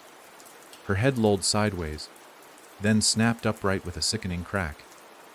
She held out the bouquet with both hands, arms trembling under the weight. "For you, Daddy," she whispered. The stitches in her mouth hadn't come undone. The words came from inside me, echoed in my lungs. I stumbled back, knocked over a pew. The guests didn't react. They never do. Just grinned in that awful way, like they'd been carved from wax and left too long in the sun. Their faces were soft at the edges now, melting, sagging. A few had started to slough, flesh puddling into the shape of the bride's veil. I ran. Again. Not because I thought I could escape, but because staying meant listening. Listening meant believing. And once you believe in something like her, she owns you. The house spat me out into the hallway. But it wasn't my hallway. Not anymore. The floor was tiled with bone, white ceramic, every tile etched with names. My name. Over and over.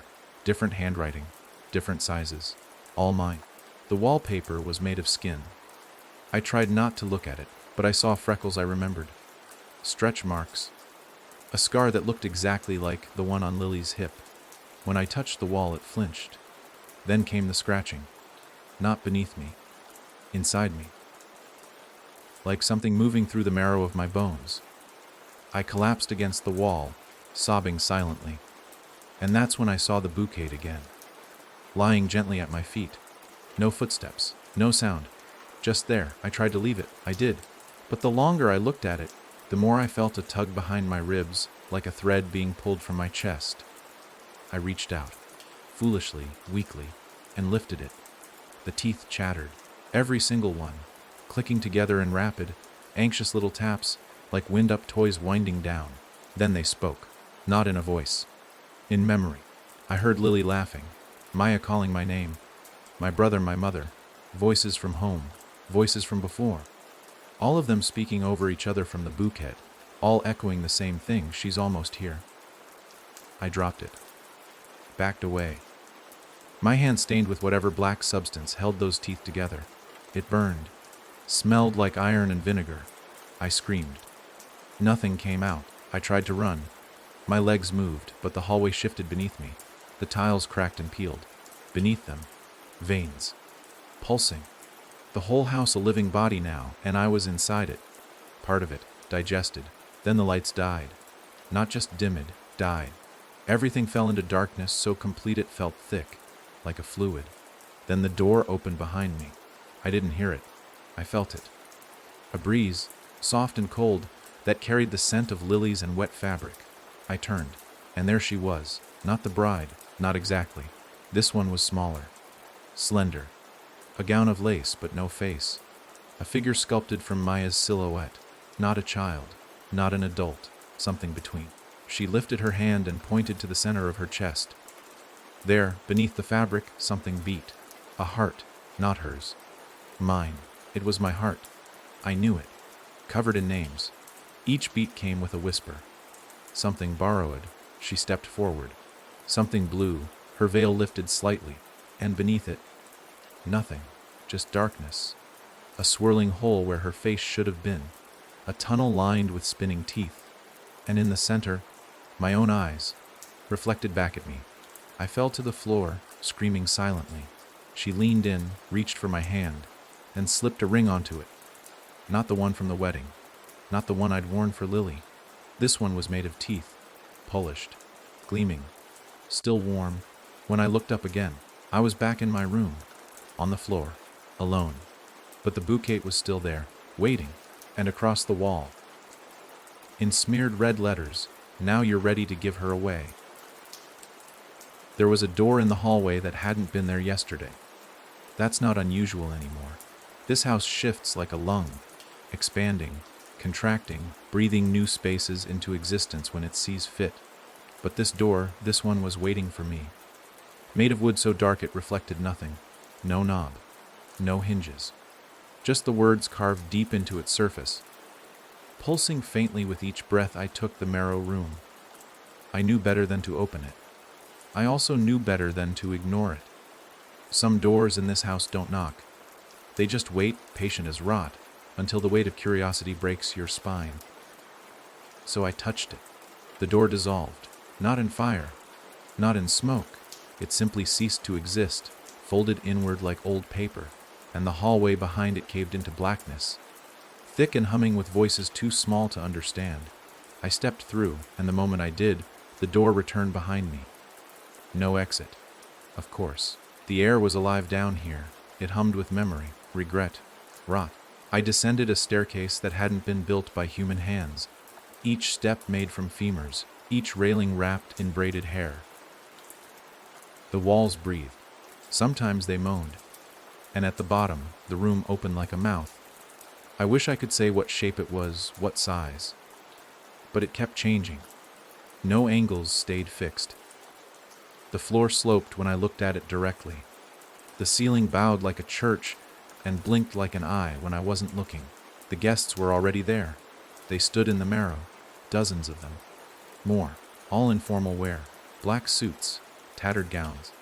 Their faces still blurred, melting. But their heads turned when I entered, every single one, and they nodded, as if they'd been expecting me.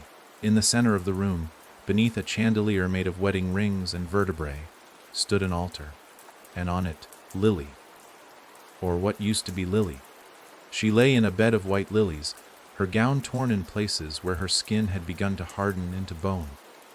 Her face was still hers, but her eyes were stitched shut with threads made from red hair, mine. Her lips parted slightly, and breath fogged the air above her mouth, even though she hadn't breathed in years. There was a veil draped over her. Not white, not ivory. Blue. So blue it hurt to look at. It shimmered with images, moving like film projected across fabric. Our life, our house. The birth of Maya, our last fight, her final note, the funeral, the grave. It showed me everything, and then it showed me what came next. She would rise, not as herself, not even as the bride, but as something new, something made from me. A priest emerged from the crowd. He wore no collar, no face, just a long, dark robe that ended in hands sewn together at the wrists. He held a book that bled onto the floor, every page dripping ink and teeth. He opened it and began to read, not in English, not in any language I knew, but I understood. The groom has blood, the bride has bloom. Now join them in the marrow. The guests chanted it after him. Join them in the marrow. Join them in the marrow. A pull began in my chest. Not emotional, physical. My sternum ached. My ribs bent inward, slow, deliberate, like invisible hands were reaching in to unlace me from the inside. I fell to my knees. The priest stepped forward, offered me the knife.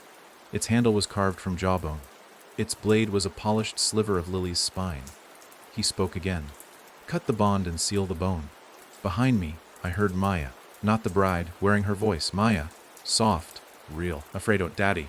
I turned desperate and saw her in the crowd, small, pale, unstitched.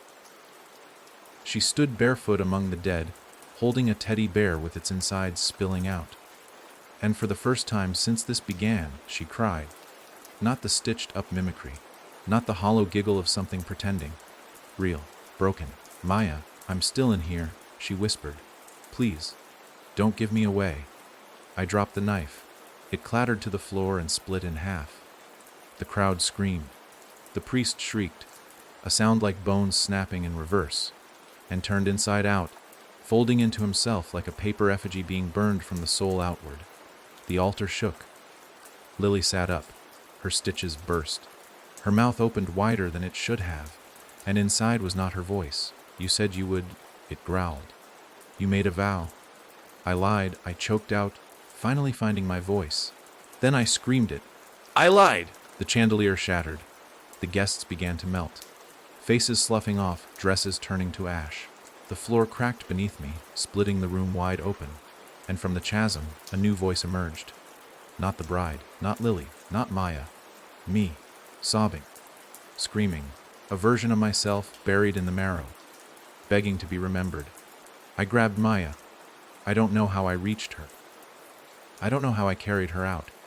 But we ran. Up through the house. Through staircases that bled, doors that screamed, wallpaper that peeled back to reveal eyes. The house tried to stop us. It twisted, shifted, threatened to bury itself. But it was dying. She was losing. The marrow had been exposed. And like any parasite, she couldn't survive without a host. We reached the front door. I kicked it open, and for the first time in weeks, there was light, the real world, the sound of birds, trees that didn't lean in, grass, and wind. Not breath, not rot, wind. I ran, holding Maya, holding my memory of her, and behind us the house shrieked one final time. Then it collapsed, not in flame, not in dust, it folded. Caved in on itself like a lung exhaling for the last time. Then it was gone. No wreckage, no ruin, just a patch of dead earth, and a single white veil caught in the wind. Spinning, floating, waiting. The world outside felt counterfeit. Not because it looked strange. It didn't. The trees stood where they were supposed to, tall and green. The sky overhead a dull blue straining toward dusk. The wind brushed against my skin like a question. Birds chirped. Bugs buzzed. The ordinary hum of life was everywhere, and yet it felt like a backdrop someone had painted to cover the hole I'd just crawled out of. I held Maya close. She hadn't spoken since we crossed the threshold. She hadn't cried. She hadn't moved. She just breathed, shallow and slow, her eyes open but empty. I didn't know if I'd really saved her. I didn't know if I'd brought her back, or dragged out whatever part of her the house had been feeding on. But I didn't care. She was in my arms. She was real enough to hold. The road out was shorter than I remembered. I followed it without thinking, barely noticing the shift in terrain, the way the shadows fell behind instead of beside us. The trees stopped leaning. The air felt cleaner. For a brief stretch, I even let myself hope that we'd made it, that this was over. Then I looked back. The house was gone, yes, but something remained. A perfect square of land, black, sterile, not burned, not destroyed, just removed. The grass ended cleanly where the house had been, like the ground had been shaved. No rubble, no debris, no sign of the structure that had twisted my life into something I no longer recognized, except for the patch of dead earth. A deep, rectangular trench sat in the center of it. Fresh, damp, as if someone had just finished digging it, and beside it, a shovel, stuck in the ground, blade first, unmoved by the wind. I should have walked away. I tried to walk away, but something tugged at me. Not a voice, not a sound, just a feeling beneath the skin, a pressure behind the eyes. The same way I'd felt in dreams when the bride crept behind me without touching, just being there. I set Maya down gently on the edge of the road, wrapped her in my jacket. She didn't stir, didn't flinch. Her eyes followed me as I stepped back onto the dead ground, but she didn't speak. I kissed her forehead and walked across the sterile dirt, each step echoing like it had too much space. I stopped at the grave. It wasn't a guess. I knew it was a grave. And the shovel, it wasn't a tool. It was a marker, a choice, an invitation. Carved into the handle just faintly, almost invisible unless you were looking for it, was a single word: finish. I gripped it. It felt warm. The earth was soft, too soft. Each scoop came up too easy, too clean. No roots, no rocks, just a perfect, obedient kind of dirt that wanted to be moved. But the grave was already dug. I wasn't opening it. I was filling it. And something had already been placed inside. I peered over the edge. What I saw made me drop the shovel. It was me, lying there, eyes open, wearing the tuxedo. The stitched mouth curved into a smile I hadn't worn since the night Lily died. My hands were folded over my chest, clutching the bouquet of teeth. My body blinked. Then it grinned wider. A voice, not from the grave but from inside my own head, whispered, "We need something new." I stepped back, stumbling, tripping into the dirt. My body in the grave sat up. The stitched mouth tore open, teeth scattering like beads. Its voice was mine, soaked in rot and honey. You're already hollow. Let me finish you. I couldn't scream. The ground beneath me pulsed. From the edges of the patch, lace unfurled. White, delicate, writhing like vines. It reached for me. Pulled me down. I fought, kicked, clawed, and for the second time I heard Maya's voice. Real, afraid. Daddy, I turned toward her. She stood just beyond the edge of the dead earth, holding the bouquet. Not of teeth. Of flowers. Real ones. Wildflowers. Her fingers trembled, but she held it out. You forgot this, she said. I reached, touched the stems. The world shook. The grave convulsed. My body, my copy, began to decay instantly. Skin melted like wax. Eyes turned to dust. The bouquet of teeth collapsed into ash. The ground split. The patch of dead earth roared as if something beneath it had been denied a meal. And then it closed. Not slowly. All at once. The shovel snapped in half. The lace withdrew. And silence returned. I fell to my knees, still holding the wildflowers. Maya sat beside me. Leaned her head on my shoulder. She didn't speak again. She didn't have to.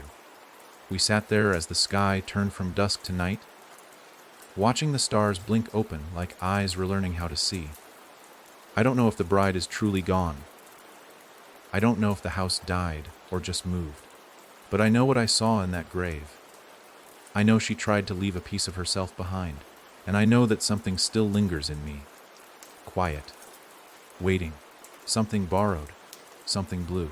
Something buried. But not forgotten. We didn't go home. I couldn't. Whatever home had been before the house on Granger Hollow, it no longer existed, not for me. The grief had rewritten the shape of the world. The house had simply finished the job. Even now, days later, I think it's been days, but time doesn't feel real anymore. I still smell lilies in places they shouldn't be. Grocery aisles, gas station bathrooms, a motel room at the edge of a quiet town where Maya and I are hiding like ghosts with nowhere left to haunt. The scent is faint, just enough to catch. Enough to let me know she's still near. Maya speaks again, but not often.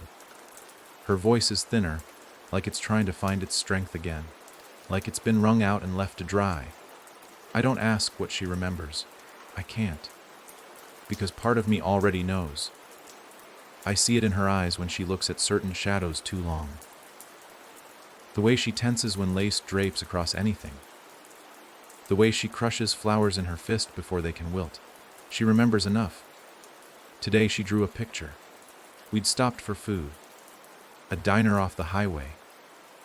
While we waited for our order, she took a napkin and a crayon from her bag and sketched something without looking up once. She didn't show it to me. Just slid it across the table when she finished, eyes fixed on her milkshake. I didn't want to look. But I did. It was the house. Not as it was, but as it is now. Gone, yes. But not dead. The earth where it once stood had teeth. The windows had grown inward, like eyes that could never close.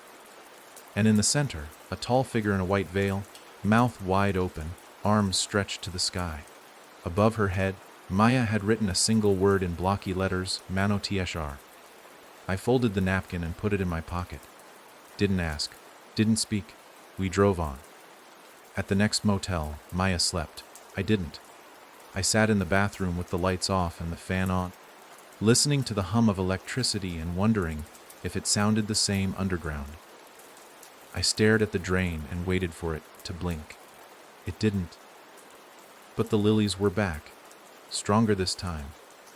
I opened the bathroom door and the scent rushed into the room, like it had been waiting just outside, pressed against the threshold. Maya didn't stir, but on the nightstand, the TV had turned on by itself. No sound, just static, and within the static, a flicker, frame by frame, a veil, a mouth, a smile I used to know. I unplugged it. Still, the screen stayed on. Then it spoke, not in a voice, in a taste. My mouth filled with the flavor of lilies. Thick, velvet, drenched in memory. Not floral flesh, not sweet sour. I gagged. Ran to the sink. Vomited something dark that moved as it slid down the drain. When I looked up, the mirror was fogged. A sentence had written itself into the mist. Vows don't end. I wiped it clean. The words reappeared. You belong in the dress. I smashed the mirror with my fist. Didn't bleed. There was no glass, only the surface of water. And behind the rippling reflection, a figure stood, not her. Not exactly, just the dress, filled with nothing, waiting to be worn. I stepped back, slammed the bathroom door, locked it, sank to the floor and whispered to myself until morning. When I woke, the scent was gone. So was the static. But the napkin drawing wasn't in my pocket anymore. It was pinned to the ceiling above my bed. And someone had written in Maya's handwriting. Tight, small, scared, she's coming to finish the wedding. We're not safe. There's no after. There's only distance. And it's closing. The town we stopped in doesn't have a name, at least not one it wants to share. The road sign was missing when we arrived, just two rotting poles leaning into each other like broken arms. The motel we found, the Crooked Pines, sits at the edge of a dried-up gas station, its sign flickering between vacancy and vacant like it can't make up its mind. The clerk didn't speak. Just handed me the key and stared too long at Maya, as if he recognized her, but couldn't quite remember from where. I should have taken that as a warning, but I'm so tired of warnings. They come too late. The room is quiet, for now. The beds are stiff. The walls are thin. The wallpaper peels in strips that look like old parchment, and the ceiling fan ticks once every 9 seconds, like a metronome for a song only the house can hear. Maya won't sleep unless I do. She watches me from her bed, eyes wide, unmoving. Like she's afraid I'll vanish the second she blinks. I pretend to rest. She pretends to believe me. It was around midnight when I saw the mirror breathe. Not flex, not fog. Breathe. A gentle rise. A subtle exhale. The surface didn't ripple like water or warp like heat. It shifted just slightly, the same way a lung does when it draws air after a scream. I watched it for a full minute, holding my own breath to make sure I wasn't imagining it. Then the fingerprint appeared. Just one. At first. Pressed from the other side, I froze. It was small, child-sized. The smudge spiraled with ash and something darker. It dragged slowly downward, as if whoever left it was being pulled away from the glass. Then a second print appeared. Larger, an adult hand. Wider, firmer, and then a third. Too long, too many joints. They traced across the mirror like dancers in a nightmare, forming shapes I didn't want to recognize. Then they tapped. 1, 2, 3. It wasn't random. It was a knock. I backed away. The room had gone cold. Maya hadn't stirred. I wanted to wake her. I wanted to tell her to run. But I didn't move. I didn't make a sound. Because I knew what would happen next. I knew what always follows the knock. The mirror bulged, swelled outward like something behind it was pressing, pushing, trying to tear through. A mouth formed in the fog, lipless, wide, grinning with rows of misshapen teeth. It didn't open. It split, cracking from edge to edge without breaking. And from inside that awful grin came a single word, written backward on the glass in something read soon. I stood there until morning. The mouth never moved again. The fingerprints faded just as the sun touched the window. The mirror resumed its silence, pretending to be harmless. But the scent remained. Lilies and lace. I told the clerk we were checking out. He said nothing, just pushed a box across the counter. I didn't want to open it, but I knew I had to. Inside a pair of gloves, white, satin, wedding gloves, and beneath them, folded neatly, a guest book page, the kind you'd find at a reception. Only 2 names were written, Jack Summers, Maya Summers, and beneath them, one final line, etched into the page with something sharp, don't be late. She's not chasing us anymore. She's leading, and the route is already paved. Every motel, every mirror, every night we try to forget. She's waiting at the altar, and we're walking down the aisle. We kept driving. It didn't matter where. No map, no destination, just forward, always forward. But every mile stretched longer than the last, like the road was unraveling beneath us. No signs, no mile markers, just endless pines that leaned inward watching. The sun refused to set properly, Instead, it hovered low in the sky, bleeding its orange light across the windshield like an open wound that never closed. Maya stayed quiet, clinging to her bear with one hand and holding the wedding gloves in the other. I'd tried to throw them away 3 times. The first time, I left them on a diner table. They reappeared in the glove box. The second time, I tossed them out the window near a bridge. They were waiting on the dashboard at the next gas station. The third time, I burned them, held them to a lighter until the flames swallowed the fabric whole. The fire smelled like bone marrow and perfume. They returned the next morning, pressed neatly under my pillow. Still warm. We stopped speaking after that. What was there left to say?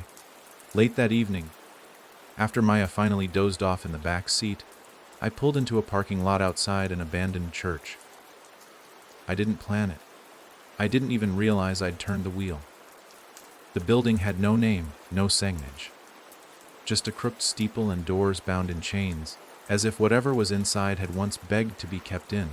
I killed the engine, and the radio turned on by itself. Not music, not static, vows. A man's voice, my own, repeating the words I'd spoken years ago at Lily's wedding, to have and to hold, to love and to cherish until death. Then the bride's voice, not Lily's, hers, the bride, and her words didn't finish the sentence. They replaced it. Oh, until you become mine. I shut off the radio, yanked the key. The silence that followed wasn't relief, it was warning. Something had heard me try to run again. And now it was adjusting. That's when I saw the altar. Not inside the church, not through the doors, on the road behind us, following. It didn't move like a thing carried or dragged. It glided. A slab of ancient stone wrapped in decaying lace, moving across the asphalt without a sound, as if it had no weight, no resistance, and on it sat the veil. The gloves, the bouquet. The dress stood behind it, upright without a body, sleeves fluttering like arms in prayer. Waiting for me to turn around. I climbed out of the car slowly, every hair on my body standing at attention. The air was wrong, thick, damp, electric, like a storm waiting just above the skin. I walked toward the altar, knowing I shouldn't, knowing it was what she wanted. But curiosity is how she feeds. And I was starving for answers. There was something new on the altar. A book, bound in a cover that breathed slightly when I got close. It smelled like the inside of a grave, old earth, formaldehyde and time. I opened it, expecting blank pages or blood. Instead, I saw moments, my moments, written in painful, precise detail. Every sin, every failure, every whisper I'd never said out loud. The day I lied to Lily about the accident. The moment I let Maya cry herself to sleep because I couldn't face her questions. The thoughts I'd buried so deep I forgot they were mine. All of them inked across fragile pages made from skin. At the end of the book, a final page, blank, except for a single line, "Sign here to become whole." I dropped it, staggered backward. The altar began to pulse, and the sky cracked open, not with light, not with thunder, but with her voice, calling my name, not once, over and over. Each repetition closer, louder, deeper, like she was descending from the clouds above and climbing up from the ground below, meeting in the middle. Then I heard Maya scream. A single, sharp sound from the car. I ran, faster than I've ever run. The door was locked, from the inside. I pounded the window. Maya stared at me, crying silently, her bear pressed to her chest.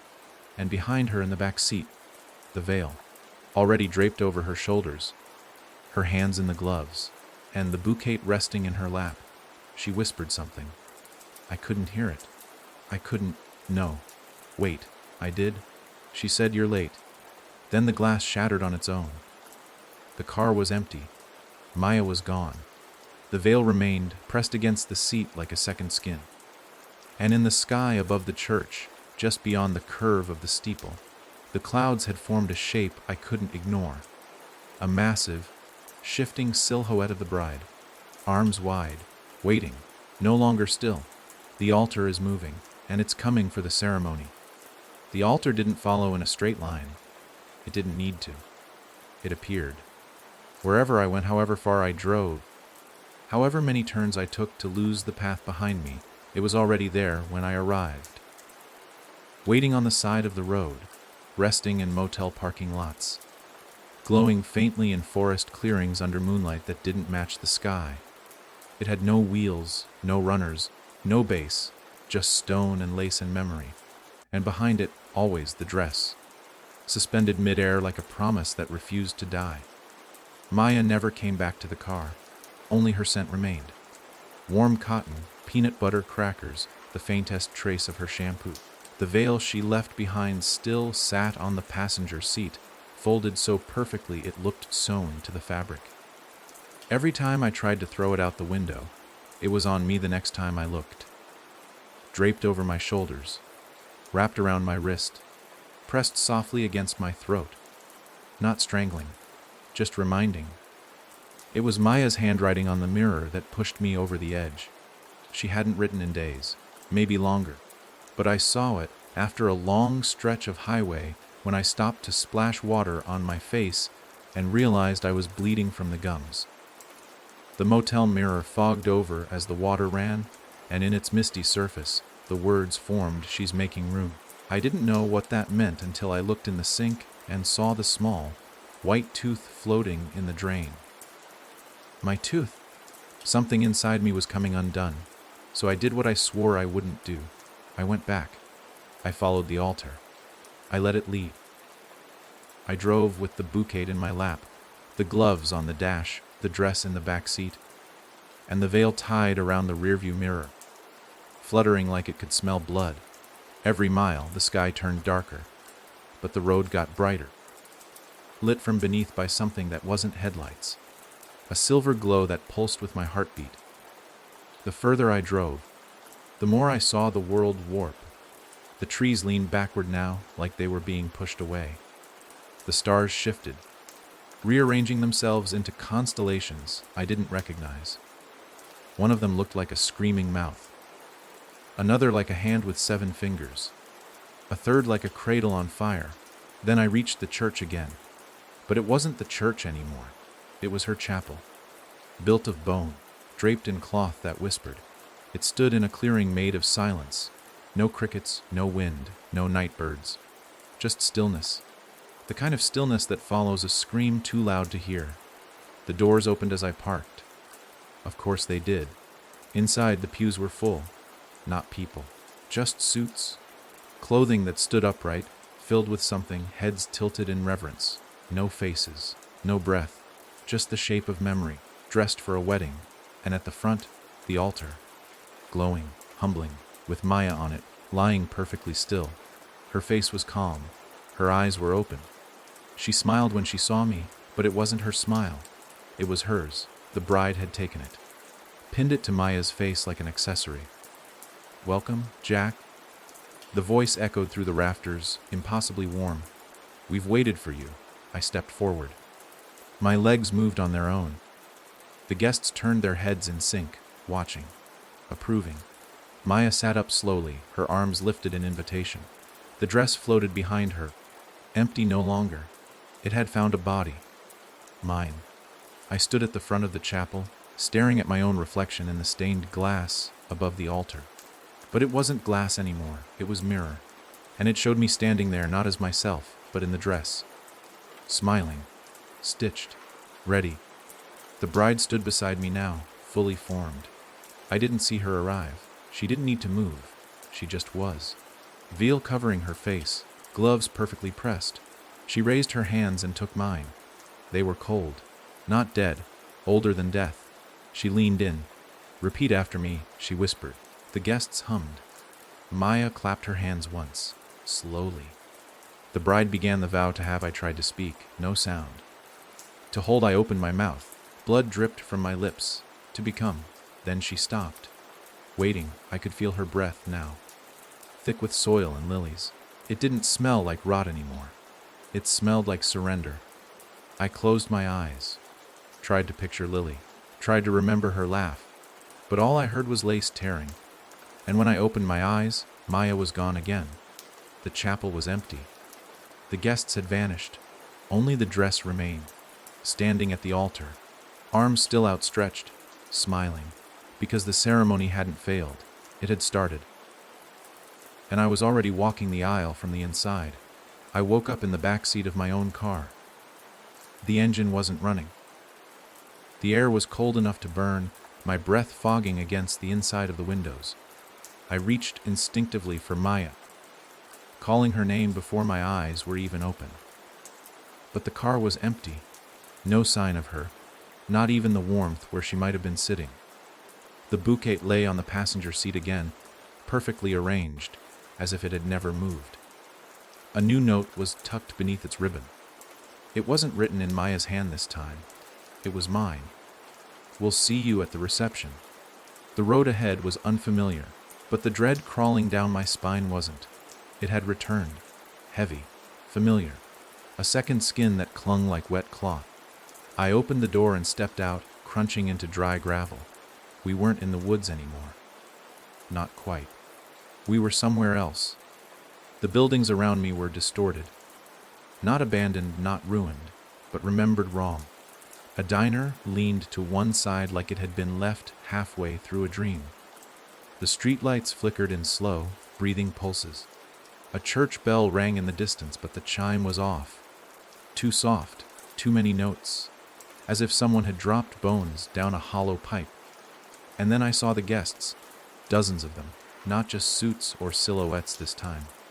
People, or what remained of them. Some still wore their wedding best, old tuxedos, fraying lace, veils stained with something that might have once been wine or blood. Others stood barefoot, their eyes sewn open so they could witness. All of them faced the same direction, their mouths moving in slow, silent repetition. I didn't want to hear what they were saying, but I did. I had to. And when the sound finally reached me, it was my own voice speaking back, over and over, a whisper stitched together from broken parts of myself. "You promised. You said yes. You said yes. You said yes." One of the guests turned. She looked like Lily, almost. Her hair was too long, her mouth too wide. But the eyes, that tired kindness, they were close enough to make my legs buckle. She reached out, fingers trembling, her veil fluttering in a wind I couldn't feel. "Do you remember me, Jack?" she asked, voice like glass against metal. I shook my head, or maybe I nodded. "I don't know. I couldn't speak."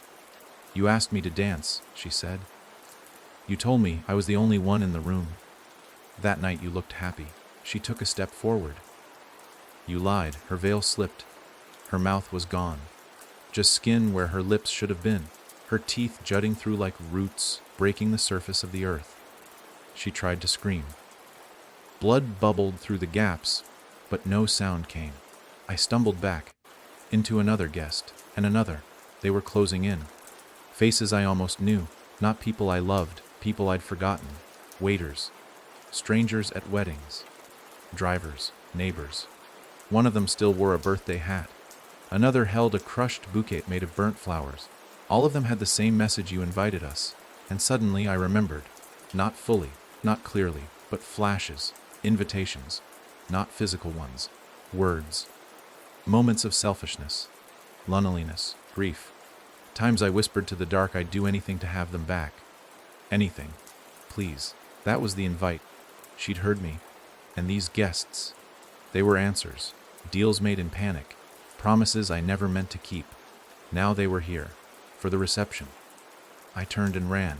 I don't remember how far. The street never ended, but the buildings changed around me. Familiar shapes. My old office. A version of Maya's school twisted into a spiral. A hotel I stayed in once after Lily left.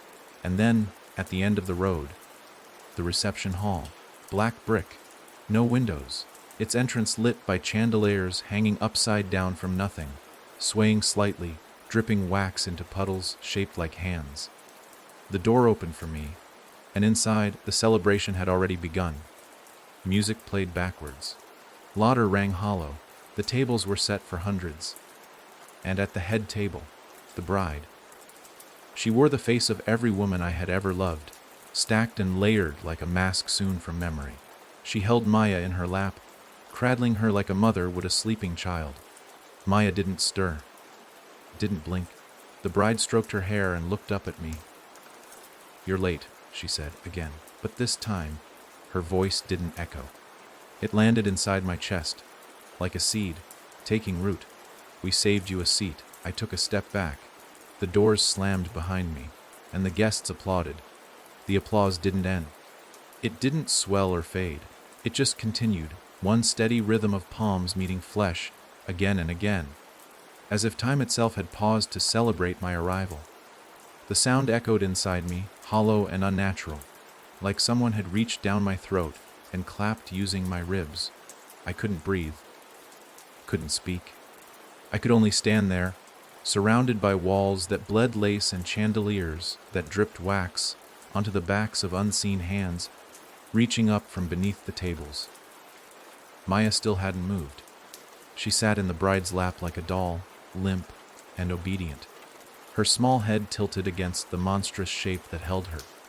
The bride's arms, no longer pretending to be human, wrapped around her like vines made of satin and bone.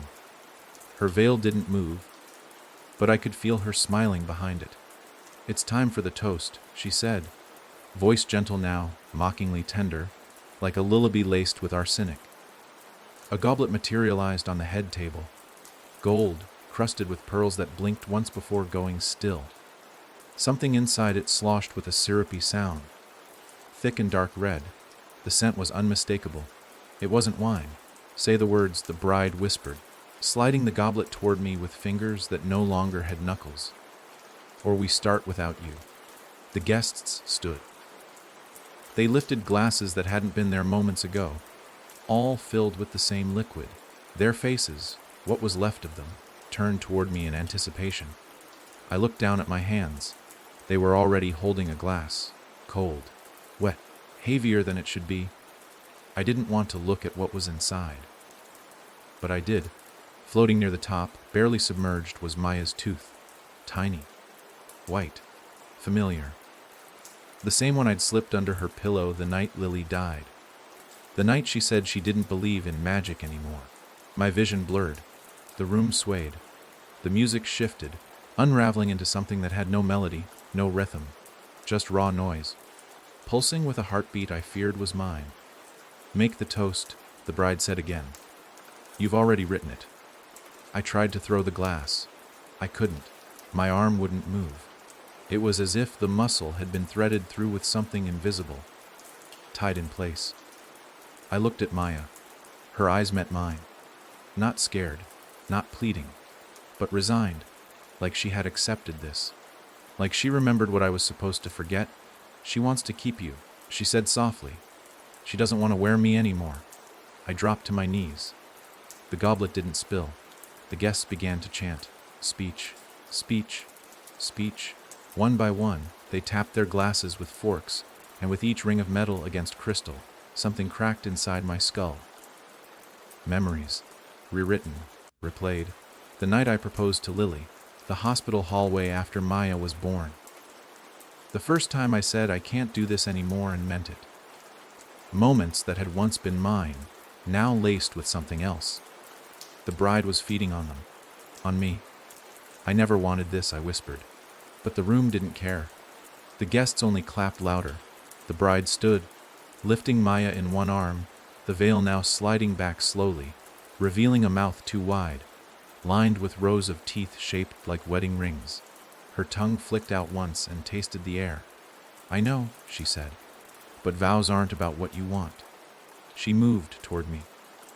The floor split behind her as she walked, revealing not boards or earth, but fabric. Endless white cloth that shimmered like water and rippled like breath. The aisle was becoming a throat, and the reception hall, a stomach. "We feast on devotion," the bride said, now towering above me, "and you've been so faithful." I screamed, not in defiance, in despair. The goblet shattered in my hands, not by force, but by choice. My fingers opened before I could stop them, and the liquid spilled onto the floor, hissing as it touched the lace. The chant stopped. The guests froze. Something shifted. The bride staggered back, just one step, but it was enough. Maya leapt from her arms and ran toward me, her tiny fingers grabbing mine before I even realized she was free. "Run," she whispered. But where? She didn't answer, because the walls were already changing. The chandeliers fell one by one, bursting into ash mid-air. The tables flipped without touch. The guests began to unravel, their bodies unwinding like loose thread, their suits and gowns collapsing into piles of forgotten promises. The bride screamed. A sound that did not belong in this world. A scream that flayed the air, that peeled the paint off memory itself. The lace wrapped around her feet, pulling her downward. She fought, but it was her own fabric turning against her. The altar behind us burst into flame, blue, hungry, alive. Maya pulled me through the chaos, dodging chairs that had grown teeth, stepping over mouths that begged us to stay. The double doors exploded outward, and there, waiting just beyond them, was a new road, not paved, not dirt, just a narrow path made of bone, white keys, piano keys, stretching forward into the night. Maya didn't hesitate. She stepped onto them. I followed. Behind us, the reception hall folded inward, collapsed like a dying lung. The bride's scream became a sob, then a whisper, then a hum, then silence. But the taste of her vows still lingered on my tongue, and I knew we hadn't escaped. We'd only moved to the next verse. Each step on the piano, key road, sent a sound into the void, a note without echo, as if the night around us swallowed music before it could finish breathing. Maya walked ahead, barefoot, quiet, focused. The keys didn't clatter or shift beneath her, only under me. Every footfall I made produced a warped chord, as if the instrument beneath my feet were punishing me for using it. I tried to avoid the black keys. They whispered when I got too close. Names I'd buried, choices I'd rewritten. The sky above us was gone now, no stars, no moon, just a ceiling of velvet emptiness. Around us, nothing. Not a forest, not a city. Just this narrow path suspended in dark, like walking on a tightrope across a well with no bottom. I don't know how long we walked. Time stopped working. Maya didn't look back. She hadn't spoken since we'd fled the reception, but I could feel her pulling the path forward somehow. Like her presence was the only thing keeping this road from crumbling behind us. Then the music changed.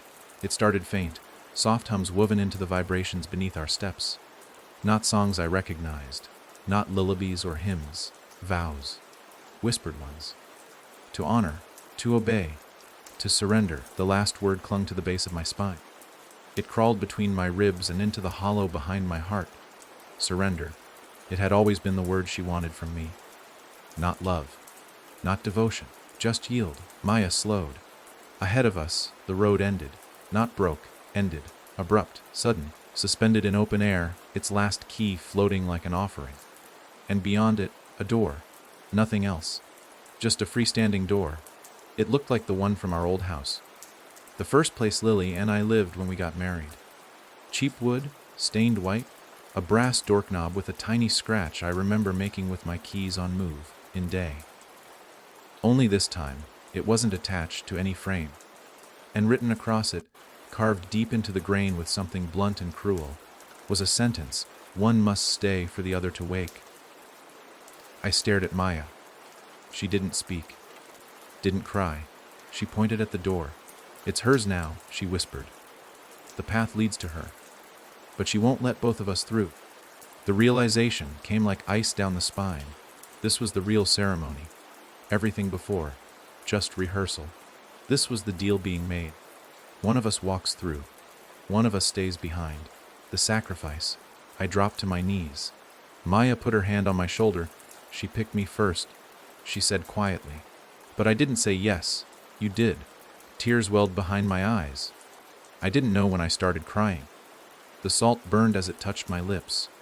I tried to speak, to argue, to plead, but the words caught. She knelt beside me, leaning in close. "She likes you more," Maya whispered. "That's why she made the dress in your size." I wanted to laugh. It almost came out. But it died in my throat. "I'm just a child," she said, "but you're full of guilt, full of want. That's tastier." I pulled her into my arms, held her so tightly I was afraid I might snap her bones. And still she didn't cry. Only I did. "I'm going to go through," she said finally. "I'm going to wake up." I nodded, shaking. Then she pulled something from her pocket. The drawing. The napkin sketch of the house, the grave, the veil. She placed it in my hand. "This is the only map she didn't make," Maya said. "It's the only one that's true." Then she kissed my forehead, stood, walked to the final key, turned to me once more. "I love you, Dad," and stepped through the door. There was no light, no sound. The door closed behind her, sealing with a click that echoed like a closing casket. And I was alone. The piano keys behind me shattered one by one, plunging into darkness. The dress waited, drifting up from below, no longer asking, claiming. I held the napkin, closed my eyes, and said, "Okay." The veil draped itself over me. The gloves slid onto my hands. The music began again. But this time, it was my voice humming the melody. And somewhere, far away, Maya opened her eyes. She remembered the way out. She remembered me, because I stayed behind, not as a prisoner, as the next groom. There's no clock in this place. No sun to rise, no moon to mark the loss of another night. Time here is made of breath and heartbeat, and both are slowing. The air tastes like pressed petals and dust, and every step I take feels rehearsed, like I'm tracing footprints left by someone I've never met, but somehow remember being. I wear the veil now. It clings to my face not like fabric, but like skin I've been forced to grow. My reflection is gone. Wherever I look, mirrors, windows, still water. I see only the shape of myself, not the truth. My mouth moves, but the voice that follows is softer, smoother, unfamiliar. I don't think it's mine anymore. It belongs to the dress. Or maybe to her. And yet, I still remember Maya. That's all that matters. That's the thread I pull every time the lace tightens around my ribs. That memory, of her hand in mine, of the napkin crumpled in my pocket, is the last piece of me the bride hasn't eaten. She's trying. God, is she trying? Every hour, or whatever passes for one. I'm summoned again, back to the altar, back to the stage. The guests return in different forms each time. Sometimes they look like people I've wronged. Sometimes like people I've forgotten. And once, horrifyingly, they all looked like Maya, repeating my name in 100 voices, none of which sounded like hers. Each ceremony begins with a dance. The bride loves her dances. She calls it the groom's waltz. And I must perform. The hall reforms around us, growing from shadow and smoke, walls curling inward like stage curtains drawn by hands I can't see. The candles flicker to life. The music starts, played by an invisible quartet whose strings are always just out of tune. I step forward. The lace tightens. My spine straightens, pulled by threads woven into my bones. And then we dance. She doesn't touch the floor. She floats, always just inches above it, dragging the veil across the surface so it collects every bit of light. Her hands. Too long now, too many knuckles, too smooth. Rest on my shoulders. She guides me through the steps. And I follow not because I want to, but because my body no longer remembers what disobedience feels like. She whispers in my ear during the turns, things I don't want to know. The hour Lily died, the seconds Maya hesitated before calling out, the sound of my own mother gasping her last breath in a nursing home I never visited. Then she says worse things. Things that haven't happened yet. The moment Maya looks into her mirror years from now and sees the veil behind her. The night she hears the piano keys again. The day she returns, not because she wants to, but because she has to. You stayed for her, the bride coos as we spin in place, but you were never meant to. I try to respond. But my tongue has turned to lace. Words are no longer mine. She laughs. It's a soft, stitched sound, like silk being pulled through a wound. When the dance ends, she curtsies and disappears in a flurry of petals that rot before they hit the ground. I stand alone on the altar. The guests bow. Then the walls collapse again, and I return to the waiting place. A dark room, no corners. just lace, pulsing gently like lungs filled with old air. This is where I spend the rest of time, until she calls me again. But tonight, something is different. The napkin, the one Maya gave me, it's glowing. Soft blue light like moonlight caught under water. I pull it from my pocket. The ink has changed. The original drawing of the house, the grave, the veil, is still there. But now, there's a path leading away from it. A winding trail of dotted lines. And at the end of that trail, a door. A real one. Outlined in red crayon. And beneath it, in Maya's writing, she'll be hungry soon. Follow the music backward. The napkin burns my hand with cold. That's when I hear it, faint, distant. The wedding march, reversed. Every note warped and haunting.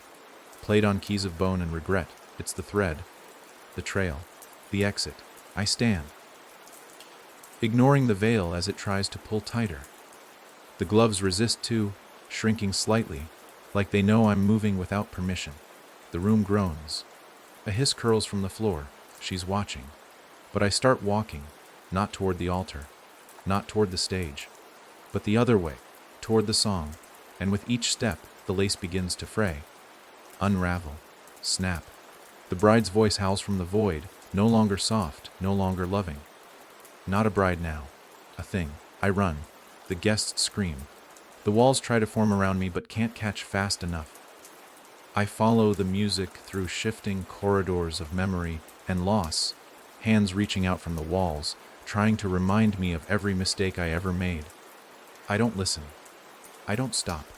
Because Maya's voice is ahead now, calling. Clear, real. And I know, without doubt, what's waiting at the end. A door. Drawn in red. Waiting to be opened. I just have to reach it before the next waltz begins.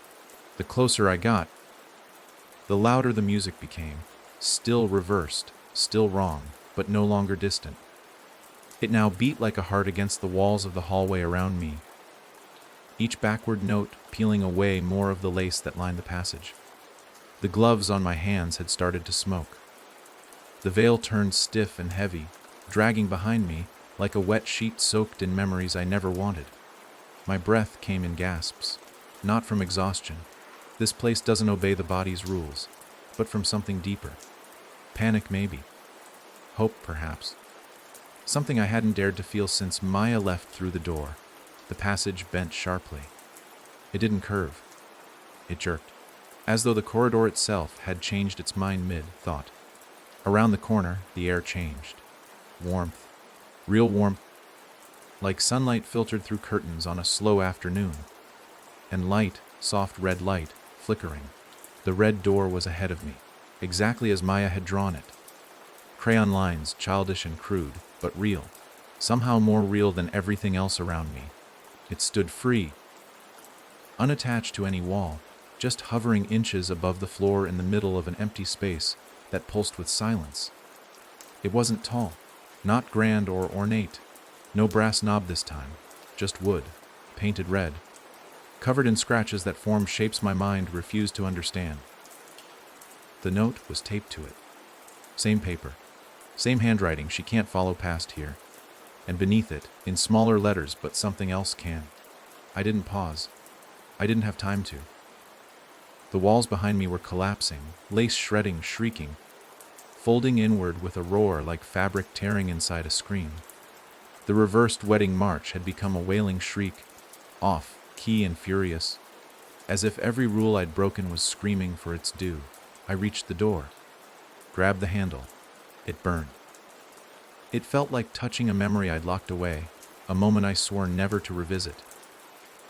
The scent of Lily's hospital room flooded my nose, the beeping machines, Maya's sobs, the silence that followed. Still, I turned it, the door opened, and I stepped through, no fanfare, no burst of light, just a shift. One moment I was in the collapsing echo of her world. The next, I was somewhere impossibly quiet. It took a moment to realize what I was standing in. My house. Not now. Not the way I left it, but then. The way it used to be. Clean, warm, filled with pictures that hadn't been torn from the walls. I knew this layout by heart, every creak in the floorboards, every chip in the paint. The hallway ahead led to Maya's old room. I ran, not out of fear this time, but hope. That impossible, aching thing I hadn't allowed myself to feel in too long. I flung the door open, and there she was, curled on the bed. Breathing, real, alive. She stirred, blinking against the light like someone waking from a long sleep. "Daddy," I collapsed to my knees. She reached out, her tiny fingers brushing my face, and for the first time in what felt like lifetimes, I let myself cry without guilt. "I found the door," I whispered. "I followed your map." She nodded, sleep still clinging to her voice. "I knew you would." I held her for what could have been minutes or forever. The room didn't change. The walls didn't whisper. There was no veil here, no music. Just the soft hum of the world as it was before everything broke. But as I held her, I noticed something. Her hand, still small, still warm, but marked. Faint lace, like patterns, trailed along her wrist, glowing slightly, pulsing with a rhythm I knew too well. I looked at her. Her eyes. She smiled, gently, sadly. "I left her behind," I said. "I broke her dance." Maya shook her head. "You stopped one dance." And then I understood. The bride hadn't created this place. She had followed me into it. Not as herself, not in a veil, but through the memory, the grief, the guilt. She doesn't need to exist in full to take root. She only needs permission. And somewhere deep in me, a part of me still wore the gloves, still hummed the tune, still believed I deserved the punishment.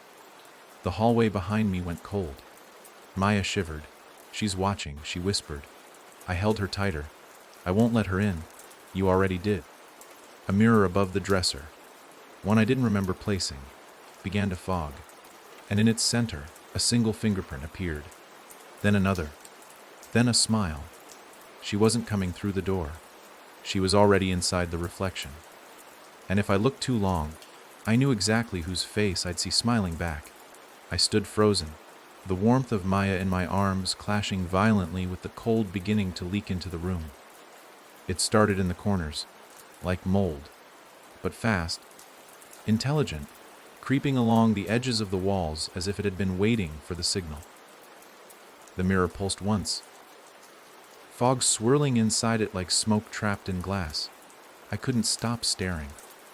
Every instinct screamed to look away, but I was already in it, already locked in the trance of recognition. And then her face surfaced, not the veil, not the dress. My face, reflected back at me with just enough wrongness to break something in my mind. The eyes were mine, but darker, slick with a shine that didn't belong to anything living. The smile was too wide, as though the jaw had been unhinged to make room for more teeth. The skin was pale, almost waxen, and the lips moved without sound, mouthing something again and again. "Say yes." Behind the mirror version of me stood Maya, but not the one in my arms. A mirror Maya, hollow-eyed, drifting slightly, like she wasn't attached to the ground. Her head tilted slowly, like it was too heavy for her neck. A crack ran through her face, not a wound, but a fracture, as though the girl had been carved from porcelain and had already started breaking. My hand moved without my permission, raised slowly, reaching toward the mirror. I fought it, pulled back. My fingers trembled, resisting the invisible thread yanking me forward. Maya clung to me harder now, as if she sensed the tug of war happening inside me. She was whispering something into my shirt, her voice muffled. I leaned down. "Don't let her reflect you." I didn't understand. Then she repeated it, clearer, firmer. "Don't let her reflect you." And the words snapped into place like a knife behind the eye. That's what the bride had done, from the very beginning. She didn't create me. She reflected the worst parts of me. The guilt, the regret, the longing, the temptation to go back and change it all, to say yes to the impossible, to accept the punishment if it meant one more moment with what I'd lost. She didn't possess people. She showed them their own darkest wants and waited for the door to open. The mirror, Maya stepped forward. Her smile was broken now, twitching unnaturally. Her hand rose in unison with mine, but in hers she held a bouquet, dead flowers, dripping lace. and from the stems hung teeth, tiny, white, and all familiar. No. I slammed the mirror with my elbow, spinning my body away and shielding Maya. The glass cracked. It didn't shatter. Just a deep, jagged fracture that ran from top to bottom like a lightning strike frozen in time. The reflection stuttered. The mirror, me glitched for a second, flickering between versions of myself. Young, old, crying, smiling, dressed in a tux, buried in lace. And then her voice filled the room again. Not the reflections. Hers. The bride. You can't hide in memory, Jack. I live there now. The closet door swung open behind us, not with force, with intent. Inside was darkness, but not the kind you find in an empty room. It breathed. It watched. A hand slowly emerged, gloved in satin, fingers tipped with faintly golden claws. It reached the edge of the threshold and curled inward, beckoning. I backed away, nearly tripping on the bed. Maya clutched the napkin in her hand, the one she'd drawn the map on. It glowed faintly still, but dimmer now, fading. The thread was nearly burned through. She's trying to rewrite it, Maya said. What? The story? The path. If she controls the memory, she controls what happens next. The mirror cracked again. Another line, forming an X over my reflection's face. She wants the version where I never left, where you dance forever, where she feeds. I remembered the vow. To become. That's all she wanted. Not love, not even pain. Just change. To make me what she needed. To wear me like a promise. I had one option left, one she didn't control. I turned to Maya. You trust me. She nodded instantly. Then shut your eyes, no matter what you hear. She obeyed, burying her face in my chest. I reached into my back pocket. The drawing.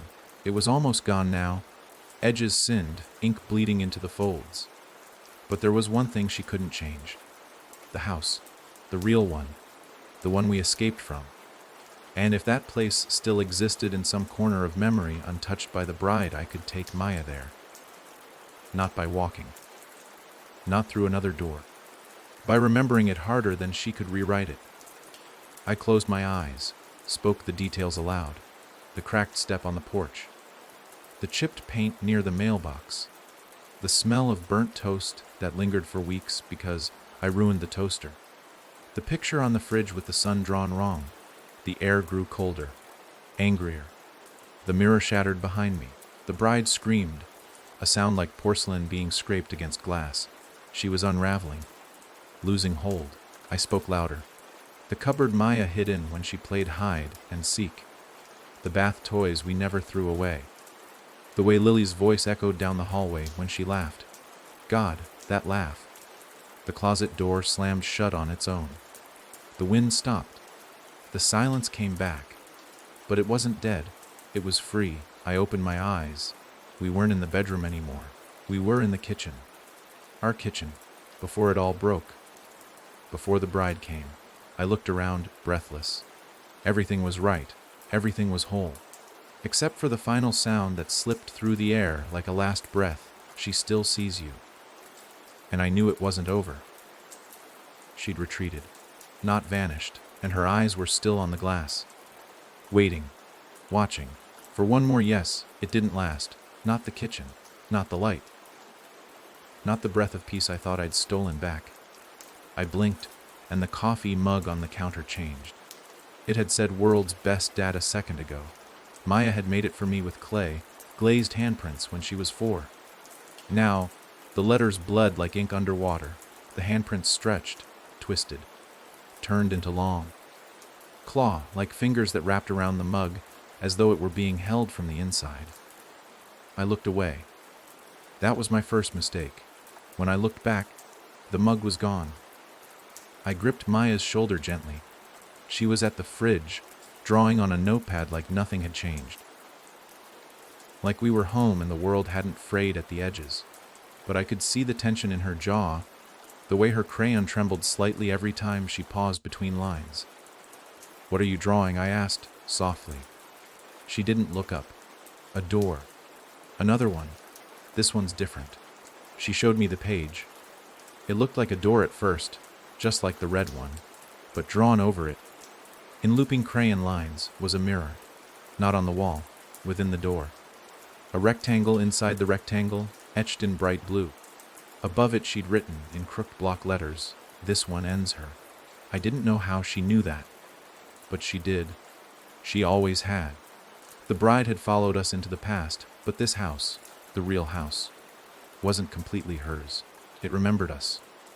The creaky stairs, the burnt toast smell, the corner where Lily dropped her favorite book and swore she'd find it again but never did. They were ours. She could twist them, reflect them, but not rewrite them without our permission. Which meant there was still a weapon here. A crack she couldn't seal. We just had to find it. I followed Maya as she moved through the rooms like a bloodhound, tracking something more than scent, something deeper. A pulse. A memory. Her drawing clenched in her hand, the crayon smudging her fingers. She passed the living room without pause, skipped the den, turned left at the hallway where the mirror used to hang. We reached the linen closet, and without hesitation, she reached behind the stacks of folded towels. There was nothing there, at least not to me, until she pulled, and the towel shelf gave way like a trapdoor. Behind it stairs. Downward. Not to the basement, we didn't have one. Not really. But the house remembered one now. It remembered a place the bride didn't build, because it had been buried long before she came. A memory we never dared revisit. Something left behind like a shard of glass under skin. I hesitated. Maya didn't. She descended, and I followed. Each step groaned like it was waking up after a long sleep. The walls here were unfinished, raw wood and stone, damp and etched with markings I didn't remember carving, but felt familiar beneath my fingers. Symbols, half-drawn circles, X names.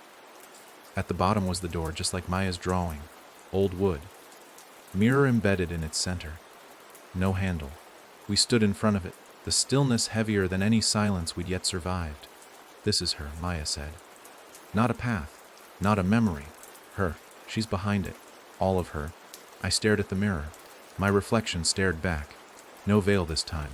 No wrongness. Just me. Broken. Tired. Still dressed in the ghost of the dress. Faint white lace at my cuffs. A shimmer of veil when I turned my head too fast. I reached toward it. The reflection didn't mimic me. It didn't reach back. Instead, it spoke. "Say the vow." It was my voice. But not spoken. Carved into the silence. "Say the vow," it repeated. "You have to finish it." I turned to Maya. "What does it want?" She looked at me, and her answer was almost too quiet to hear. "You never said no." All this time I had run, fought, escaped, remembered. But I had never said no. Not to the offer, not to the dress, not to her. I'd refused to complete the vow, but I hadn't rejected it. That silence, that gap, was enough. A loophole. One she slithered through over and over. I turned back to the mirror. My reflection was gone. Now it showed her. The bride, half-formed, fuming, trapped in the mirror like a fire frozen mid-burn. Her mouth opened slowly. "Say yes," she whispered. One last time, I stepped forward. My hands trembled, but I forced my voice to hold steady. "No," she blinked. The mirror didn't crack. It melted. Her form distorted, shrieking without sound, thrashing in the cage of reflection. The door behind it began to pulse. Once, twice, then buckled inward with a sound like lungs collapsing. Maya clutched my hand. The mirror shattered. A scream, real, full-throated, erupted from the broken frame, rising like smoke, pouring out in ribbons of white lace that turned to ash as they touched the floor. The dress, the veil, the gloves, all of it unspooling from the cracks in the world? And the bride's voice, once honey, sweet and soft, now twisted and guttural, "You were mine." "No." I whispered again, stronger this time. "You were never mine."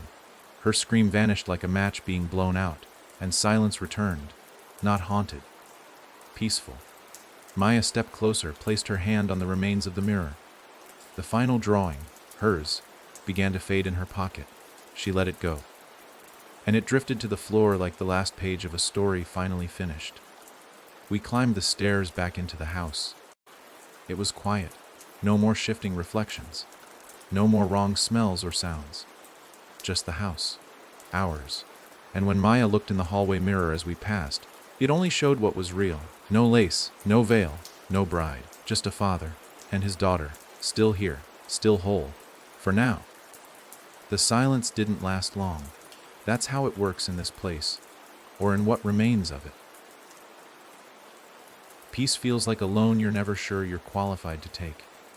And though the house remembered us, remembered the love that once soaked its walls and floors, it also remembered the fractures, the fights, the slammed doors, the hours where I looked at Lily and thought about running, the nights I said I'd read Maya a bedtime story and then didn't. Every moment I wished I'd done different was still here, not haunting us exactly, but echoing, like static under a song. It started that night, hours, maybe minutes after we shattered the mirrored door. Maya was asleep on the couch, curled up in the old blanket her mother used to wrap her in. She looked peaceful for the first time in too long. I sat by the window, staring at the street outside. Nothing moved, not even the wind. It felt preserved, like time had stopped here for our benefit. And then the radio turned on. It was the old one from the kitchen, the one we hadn't used in years. We'd lost the knob at some point, and I always meant to fix it, but never did. The kind of thing you promise and forget. But now, it crackled to life on its own, spewing a mess of garbled noise. I approached slowly. The static pulsed, irregular like a heart struggling to beat. Then, words, faint, warped. "I'll take this. You'll see." I leaned in. "I can't stay forever."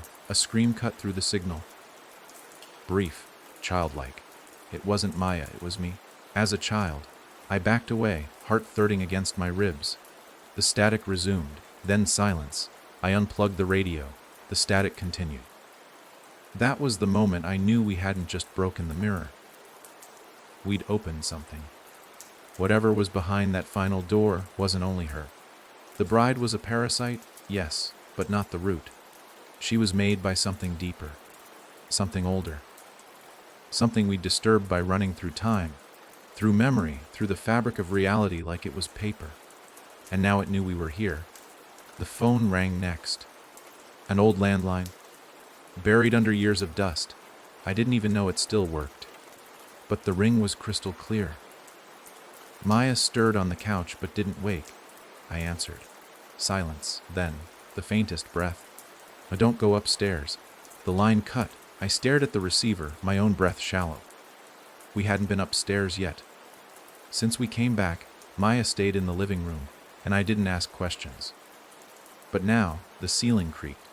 Floorboards above groaned with weight. Someone, something, was walking. No footsteps.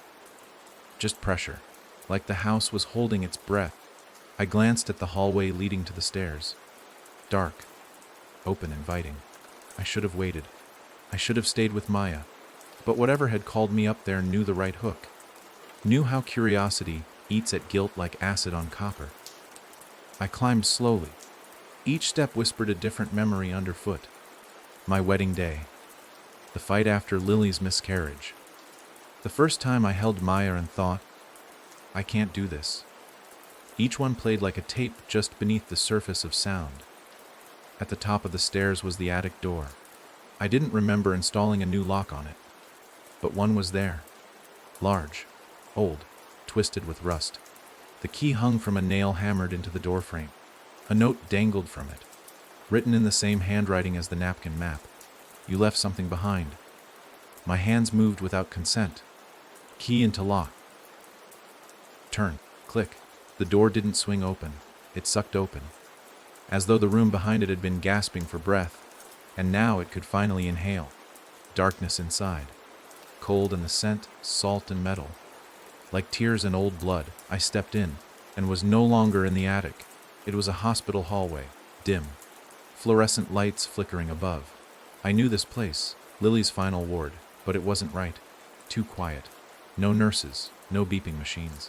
Just me, and someone standing at the far end, draped in black, holding something. A mirror, not a large one, handheld, antique, carved like the ones in fairy tales where the truth always hurts. They raised it. I saw my face. Then it shifted. Not into the bride. Not into anything monstrous. Into Maya. Older. 16, maybe 17. Tears running down her cheeks. She was screaming, but there was no sound. Just silence. Then a line of blood ran from her forehead, down her cheek. A single word etched across the glass, remember. The mirror shattered. I fell backward, into the attic. Dust, wood, moonlight slicing through cracked boards. The door slammed behind me. Locked again.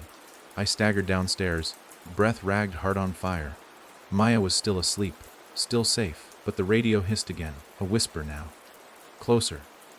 What will you trade to keep her? That was the moment it became clear. The bride had been one deal, one mask.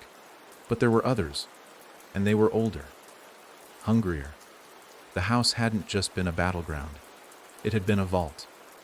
And we'd broken the lock. I didn't sleep that night. I sat on the floor beside Maya's makeshift bed, watching the shadows stretch longer across the walls, even though the sun never rose. Time didn't work right anymore, if it ever had since we came back. Outside, the street still looked normal. The neighbor's house stood as it always had, porch light flickering, the swing swaying just slightly in the windless air. But the longer I stared, the more I saw the shift, too subtle to catch outright. A branch leaning too far into the yard, a street lamp humming in the wrong key, a curtain flickering in a window when there was no breeze. It was wearing the skin of our world, but underneath it was bleeding. The house hadn't settled. It was sick. Maya stirred in the early hours, or whatever passed for early now. She sat up slowly, eyes half lidded, like she'd been halfway through some conversation in a dream and had left it unfinished. She didn't speak right away, just looked at me and nodded once, grimly. You heard it too? I asked. She nodded again. The vault, she said. 3 words, soft, absolute. What is it? She looked toward the kitchen floor, then down at her hands. It's the part of the house that remembers things we never did. It holds everything we almost became. My stomach turned. The things we almost became. You mean like futures? Possibilities? No, she said. Worse. She didn't elaborate. But she didn't need to. Something had changed after the mirror broke. That scream, hers, or something inside her, wasn't a death rattle. It was a signal, a ripple, waking something older that had been watching through layers of glass and memory, waiting for a crack wide enough to step through. And it had. The radio hadn't stopped hissing all morning. The message had grown louder, bolder. I heard my name now. Heard her name, too. Lily. Maya avoided the sound like it hurt her. She didn't flinch, didn't react with fear. But each whisper tightened her shoulders, like she was carrying something invisible and unbearably heavy. I made breakfast. Or tried to. The stove didn't work. The flame flickered for half a second before turning blue and freezing in place, like a frame of film paused on something terrible just before the audience screams. We ate cereal. The milk didn't spoil. It curdled into a perfect spiral, like someone had stirred it with a bone. We didn't eat the cereal after that. By noon, whatever that meant now, the static changed. It became a hum. Low, purposeful, from the basement. I didn't remember a basement when we first moved in, but the house had rewritten itself so many times by now that I wasn't surprised when Maya pointed to the hall closet and said, "That's where the stairs start." There wasn't even a knob on the closet door, just a latch, and behind it dark, not pitch black, not dead. Breathing. We brought flashlights. Maya held hers like a weapon. I carried the other with shaking hands, trying to pretend my pulse wasn't rattling the beam. Each step downward felt like forgetting. Not just memories, but identity. I started thinking about other versions of myself. Other lives. Ones where I didn't meet Lily. Ones where Maya didn't survive the birth. Ones where I wasn't me but something else entirely. The steps were slick with condensation, or maybe sweat. I didn't look too closely. After what felt like hours, the stairs ended. Not in dirt, not in stone, but in a room. Metal walls. A humming light overhead, green, flickering. almost sentient in how it pulsed when we moved. This wasn't part of the house. This was beneath the house. Built long before we moved in. There were doors all along the walls, 7 in total, identical, seamless. No knobs, no hinges. Each one had a name scratched into it, and I recognized them all. Mine, Lily's, Maya's, and 4 others, all people who had died in or around this place, the previous owners. The child who drowned in the tub, the old man who hung himself in the attic, the mail carrier who vanished without a trace the year before we bought the home. It had been collecting them. But why? Maya walked to her door. She didn't touch it, just stared. Each door is a lock, she said, and a memory. I touched mine. It was warm, alive. I pulled my hand back instantly. Can we open them? Maya shook her head. We're not supposed to. But it's not about us anymore. She turned slowly, looking at the room around us. It's her. She's trying to become the house now. Not just wear it. She's using the vault to rewrite the past from the foundation. That made my mouth dry. She's changing what's already happened. No, she's changing what's underneath what's already happened. That distinction chilled me more than anything yet. We had been fighting reflections. But this was the root. And then something behind one of the doors, Lily's, knocked 3 times. Precise, hollow, familiar. We stared at it in silence. Then Maya stepped back. She didn't cry, didn't speak. She just started to hum. Low, fragile, a melody I hadn't heard since Maya was 4. It was the lullaby Lily used to sing. Only this time, it didn't soothe, it summoned. The door trembled, and Lily's voice whispered from behind it, "Let me in." Not out, in. The walls around us pulsed. The metal warped slightly. The hum turned into a chant, quiet, overlapping. Thousands of voices just beneath hearing, saying one word over and over again: trade. The vault didn't want destruction. It wanted balance. If we took back a memory, if we undid what had been sealed, we had to give something else. And Lily was waiting to come back, not in body, in presence. I looked at Maya. She looked back, and in her eyes, I saw the weight of the decision I'd been running from since the beginning. What would I trade to keep her safe? Because the vault was open now, and the house had started choosing. I didn't answer. I couldn't. The question didn't need a voice, and neither did the dread that bloomed in my chest, like something rotten opening its petals for the first time. The vault pulsed with silence after that one word, trade, reverberated from wall to bone. Even the air changed, thickened, took on that electric taste you get just before lightning hits something too close. The door with Lily's name on it was still. Too still. Like a stage with the actors waiting for their cue. I kept my eyes locked on it, afraid that if I looked away, she would come through. Not Lily. Not really. Just the parts of her the house remembered. The parts twisted by my guilt and the bride's hunger. Maya broke the stillness first. She walked toward her own door, small, with childish letters etched unevenly into the metal.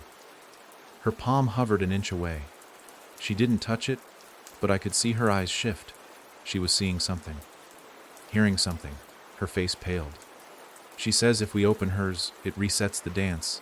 Maya whispered, everything starts over. All of it. The house, the mirror, the veil, even Lily. I took a step forward. Can we lock them again? The doors. She shook her head. Not without giving something new. Something the house doesn't already have. Like what? Her voice was so small. I almost didn't hear it, like me. No. The word came out like a growl. Instinctual. Final. We're not doing that. No more trades. No more bargains. We end it. Maya nodded but didn't back away. Then we need to close the source. I frowned. What source? She turned slowly to face the center of the room. The floor there had started to crack. Hairline fracture spiderwebbing out from a dark spot, pulsing faintly with dull orange light. Not fire. Not blood. Memory, liquefied and burning.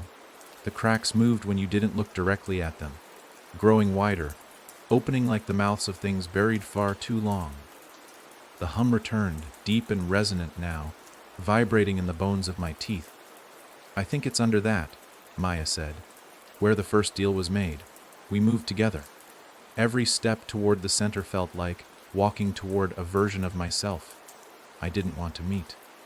The kind of self that stands in the corner of old memories, just out of focus, grinning at your failures. The kind of self that says yes when he knows he shouldn't. When we reached the cracks, the floor gave way. Just like that. No ceremony, no flash. Just gone. We didn't fall. We were pulled. Dragged downward into something darker than space, thicker than shadow. It was cold and wet and loud, not with sound, but with memory. Everything I'd ever done wrong played it. Once Maya crying in the crib while I screamed at Lily through a locked door. Lily's last moments in the hospital while I hesitated to answer the phone. Every missed moment. Every selfish thought. Every inch I stepped away from them when I should have stayed. And in the center of it all was a stage. Not like the altar where the bride had danced. This one was older, cracked stone, half, submerged in water that shimmered with reflections too fast to catch. And on the stage was a mirror, the original one, taller than me, framed in bone. It didn't show my face. It showed a version of me that said yes, the man who accepted the veil, who became the groom, who stayed and danced and gave Maya away in exchange for another moment with Lily, only to lose both of them to something that never loved, never could love, only wanted. The mirror leaned forward, slightly, like it was beckoning. Behind its glass, the bride waited. But not whole anymore. Her dress was torn. Her smile fractured. Her voice, when it came, was hoarse, gasping. "You remembered too hard," she hissed. "You burned me." I stepped forward. She mimicked me. A twitch, then a lean, like we were connected by threads too thin to see. "You can't leave until someone takes my place," she crooned. "That's the deal. Always has been. I never agreed. You never refused." My mouth dried. I knew she was right. Even when I broke the mirror upstairs. Even when I said no. There was a time before that. At the very start. When I looked at the veil and didn't walk away. When I felt the weight of grief and lingered in it. That was her opening. That was her seed. "You let me in," she said, pressing her face to the glass. It cracked slightly, as if the pressure of her presence alone could break through. "Now give me a door." I turned. Maya was gone. Panic bloomed. Until I saw her. Standing at the edge of the stage, staring into the water. Her reflection didn't match. It was older. Frail. Alone. That was what the house had waiting for her. A life without me.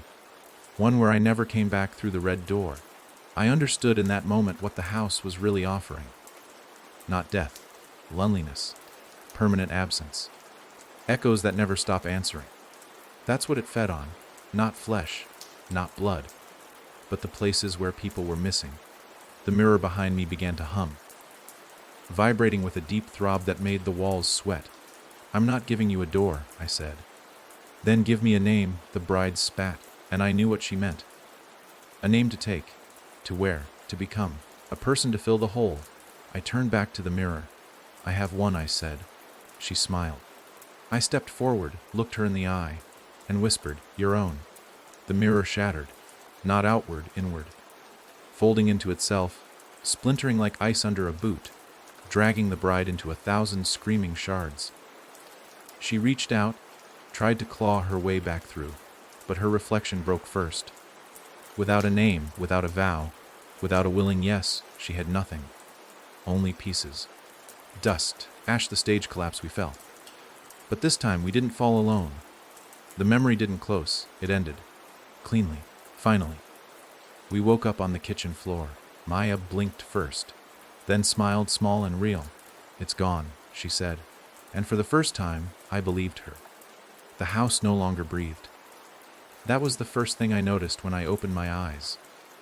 The walls had stopped pulsing. The shadows no longer twitched like the edges of half-remembered dreams. The stillness wasn't ominous. It was a silence I'd forgotten existed, real quiet, no static, no reverse music, no hidden whispers behind the light, just stillness. Maya was beside me, lying on her back, eyes open to the ceiling. Her chest rose and fell slowly, calm and rhythmic. There was dust in her hair, a smear of dirt on her cheek, but she was smiling. "We're still here," she whispered, like she didn't quite believe it herself. I nodded. I didn't trust my voice just yet. My body ached like I'd been sleeping under something heavy for days. The kitchen was exactly how we remembered it. Burned toast smell and all. The old mug lay cracked on the table but not broken. The radio was silent, no hum, no whisper, just dead plastic. I stood up slowly. No protest from the walls. No creaking beneath my feet like breath caught in old lungs. The house had stopped watching. It had stopped responding. We weren't locked in a memory anymore. We weren't puppets under the pull of veils and doors. We were simply here. But the quiet unearthed something else. Something more subtle than dread or grief. It was something I hadn't let myself feel in a long, long time. The weight of everything that had happened. Maya sat up and looked at me. Her eyes had changed. Still young, still hers. But deeper now. Like she'd seen through the inside of the world and survived the reflection. "It's over," she said. I believed her. But even as I believed her, I knew the house hadn't forgotten. It may have released its hold. May have finally let go of its mirror, prison, and lace-wrapped rot. But like anything that remembers too much, it still carried what we'd buried in its walls. The mirror in the hallway, the one we passed every day before this all began, had returned. Only this time, it was blank. It showed no reflection. Not mine. Not Maya's.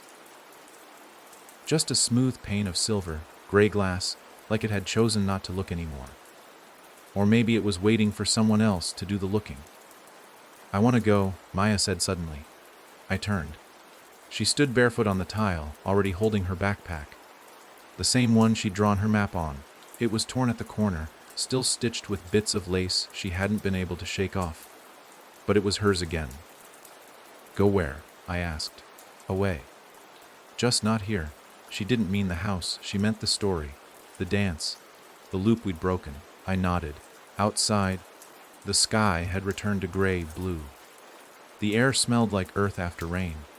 The neighbor's swing still rocked gently, this time from a breeze I could actually feel.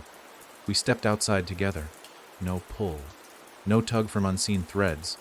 No red doors waiting in the grass. Just our driveway. The cracked pavement. The world beyond it. "Do you think she's really gone?" Maya asked as we walked. I didn't answer right away, because I wasn't sure gone meant the same thing anymore. She had been a parasite, yes. A reflection, a bride, a mirror, fed wraith. But she had also been made from something real. A void given shape. A hunger shaped by grief and half-formed promises. She was never just a monster. She had once been a whisper of comfort, an illusion we let ourselves believe because the truth, the loss, was too hard. And things like that don't just vanish. They wait. But we didn't wait for her anymore. We moved. For days we drove. Left the house, the street, the town. Slept in motels that smelled like bleach and window units.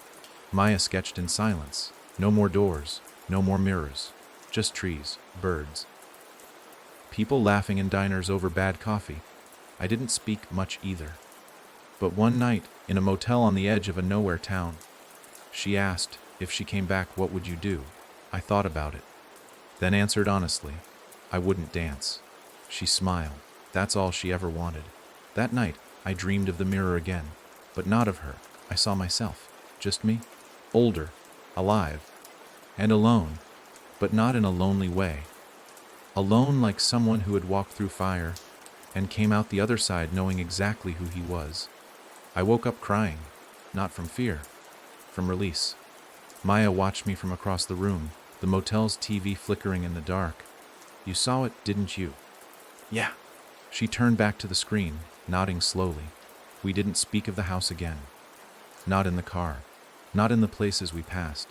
Not even when I found one of her old drawings tucked in the glove box, showing a door with no frame and a path that just ended. I didn't ask if she'd drawn it before or after everything. It didn't matter. We had stopped the dance. But the music still plays somewhere. For someone else.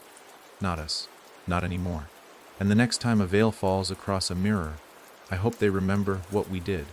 I hope they say no. Time passed, though I'm still not sure how much. Days, weeks, maybe longer.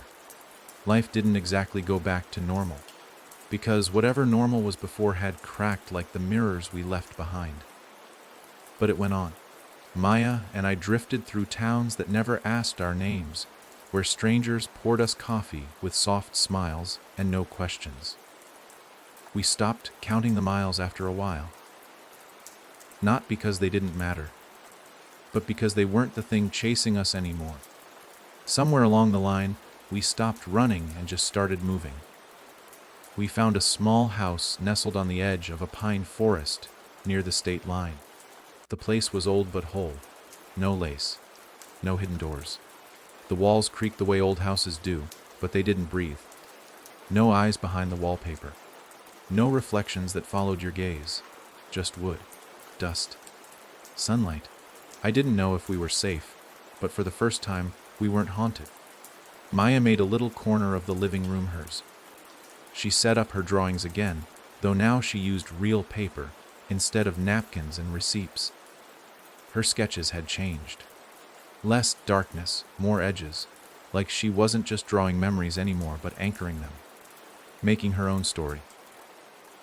Something the house could never rewrite. One morning, while I was out back trying to coax life into the garden, she came to the door holding one of her new pages. "I drew something weird," she said. I took it from her. At first it looked like just a hallway. Narrow, with a high ceiling and shadow pooling in the corners. But then I noticed the detail. Impossible detail. The grain of the floorboards, the smudge of a fingerprint on the doorframe, the faint shimmer of dust motes caught in the light. And at the end of the hallway, a mirror. No frame, no reflection. Just a flat, gray surface. Empty. Cold. Waiting, I looked up at her. "Did you dream this?" She nodded. "I don't think it's mine." I didn't ask whose it was. Because I already knew. The bride was gone. Burned out of her reflection, swallowed by a truth she couldn't twist. But the mirror, the idea of her, still lingered in the places people leave holes. Regret, grief, yearning. It's not her anymore. But it could be something else. Something worse. The thing about doors is they don't disappear. They just wait for someone curious, or broken, enough to open them. I burned the drawing that night. Not out of fear, out of caution. Maya didn't protest. She watched it curl and blacken in the sink, her face unreadable. "Do you think someone else will find her?" she asked. "No," I said. Not entirely sure I was right. Not her. But something like her. Maybe. She nodded, almost to herself. "Then maybe we should tell them." "Tell who?" "Anyone who'll listen." She said it simply. Calm. But there was something hard in her eyes. And I realized she wasn't afraid anymore. Not of the mirror. Not of the doors. Not of what they ask us to become. We didn't say much more that night. The power flickered once around midnight. Just once. A low hum in the wires. A shadow that passed across the wall that neither of us acknowledged. But it didn't stay. It kept going. Like a thing that had lost interest for now. The next morning, I found another one of Maya's drawings on the kitchen table. This one was different. No doors, no mirrors. Just a girl and her father standing under a sky filled with stars. They were holding hands. And they were facing away from the house. Walking into the trees. I pinned it to the fridge. Because some stories aren't about defeating monsters. They're about deciding not to invite them in again. And for the first time in a long time, we were writing our own story. Without reflection. Without lace. Without dancing. It's strange how endings never announce themselves. There's no thunderclap. No sudden silence. No divine curtain drop. You just wake up one day and realize you've stopped looking over your shoulder. That the weight you've carried for so long, guilt, fear, memory, has settled into something quieter. Not gone, but bearable, like a scar instead of an open wound. That's how the last part of this story begins. Not with terror, not with blood, but with stillness. The kind that comes after the storm, when all the debris has been cleared and you're left with whatever you've chosen to keep. The days were quiet now. Maya was thriving in ways I'd never thought I'd see again. She spoke more, drew less from memory and more from imagination. She laughed, too. That sound, raw and real, sometimes startled me, not because it was wrong, but because it had been so long since I'd heard it without strings attached. She started collecting rocks from the forest behind the house, painted faces on them, gave them names.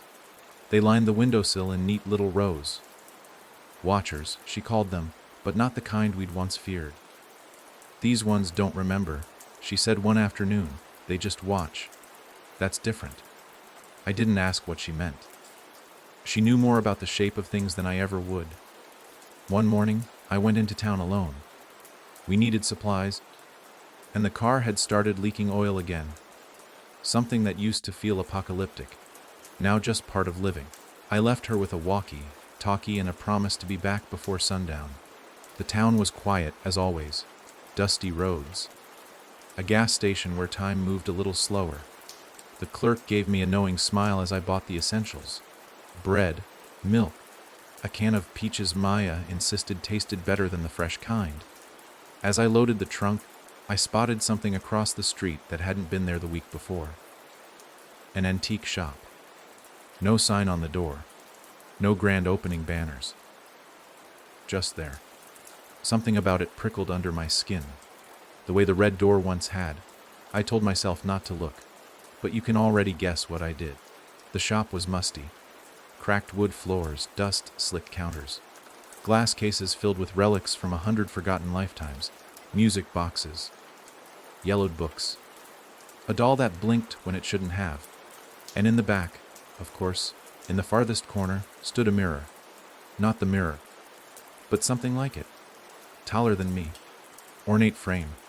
The glass slightly warped, like it wasn't made to reflect but to remember. I approached it slowly.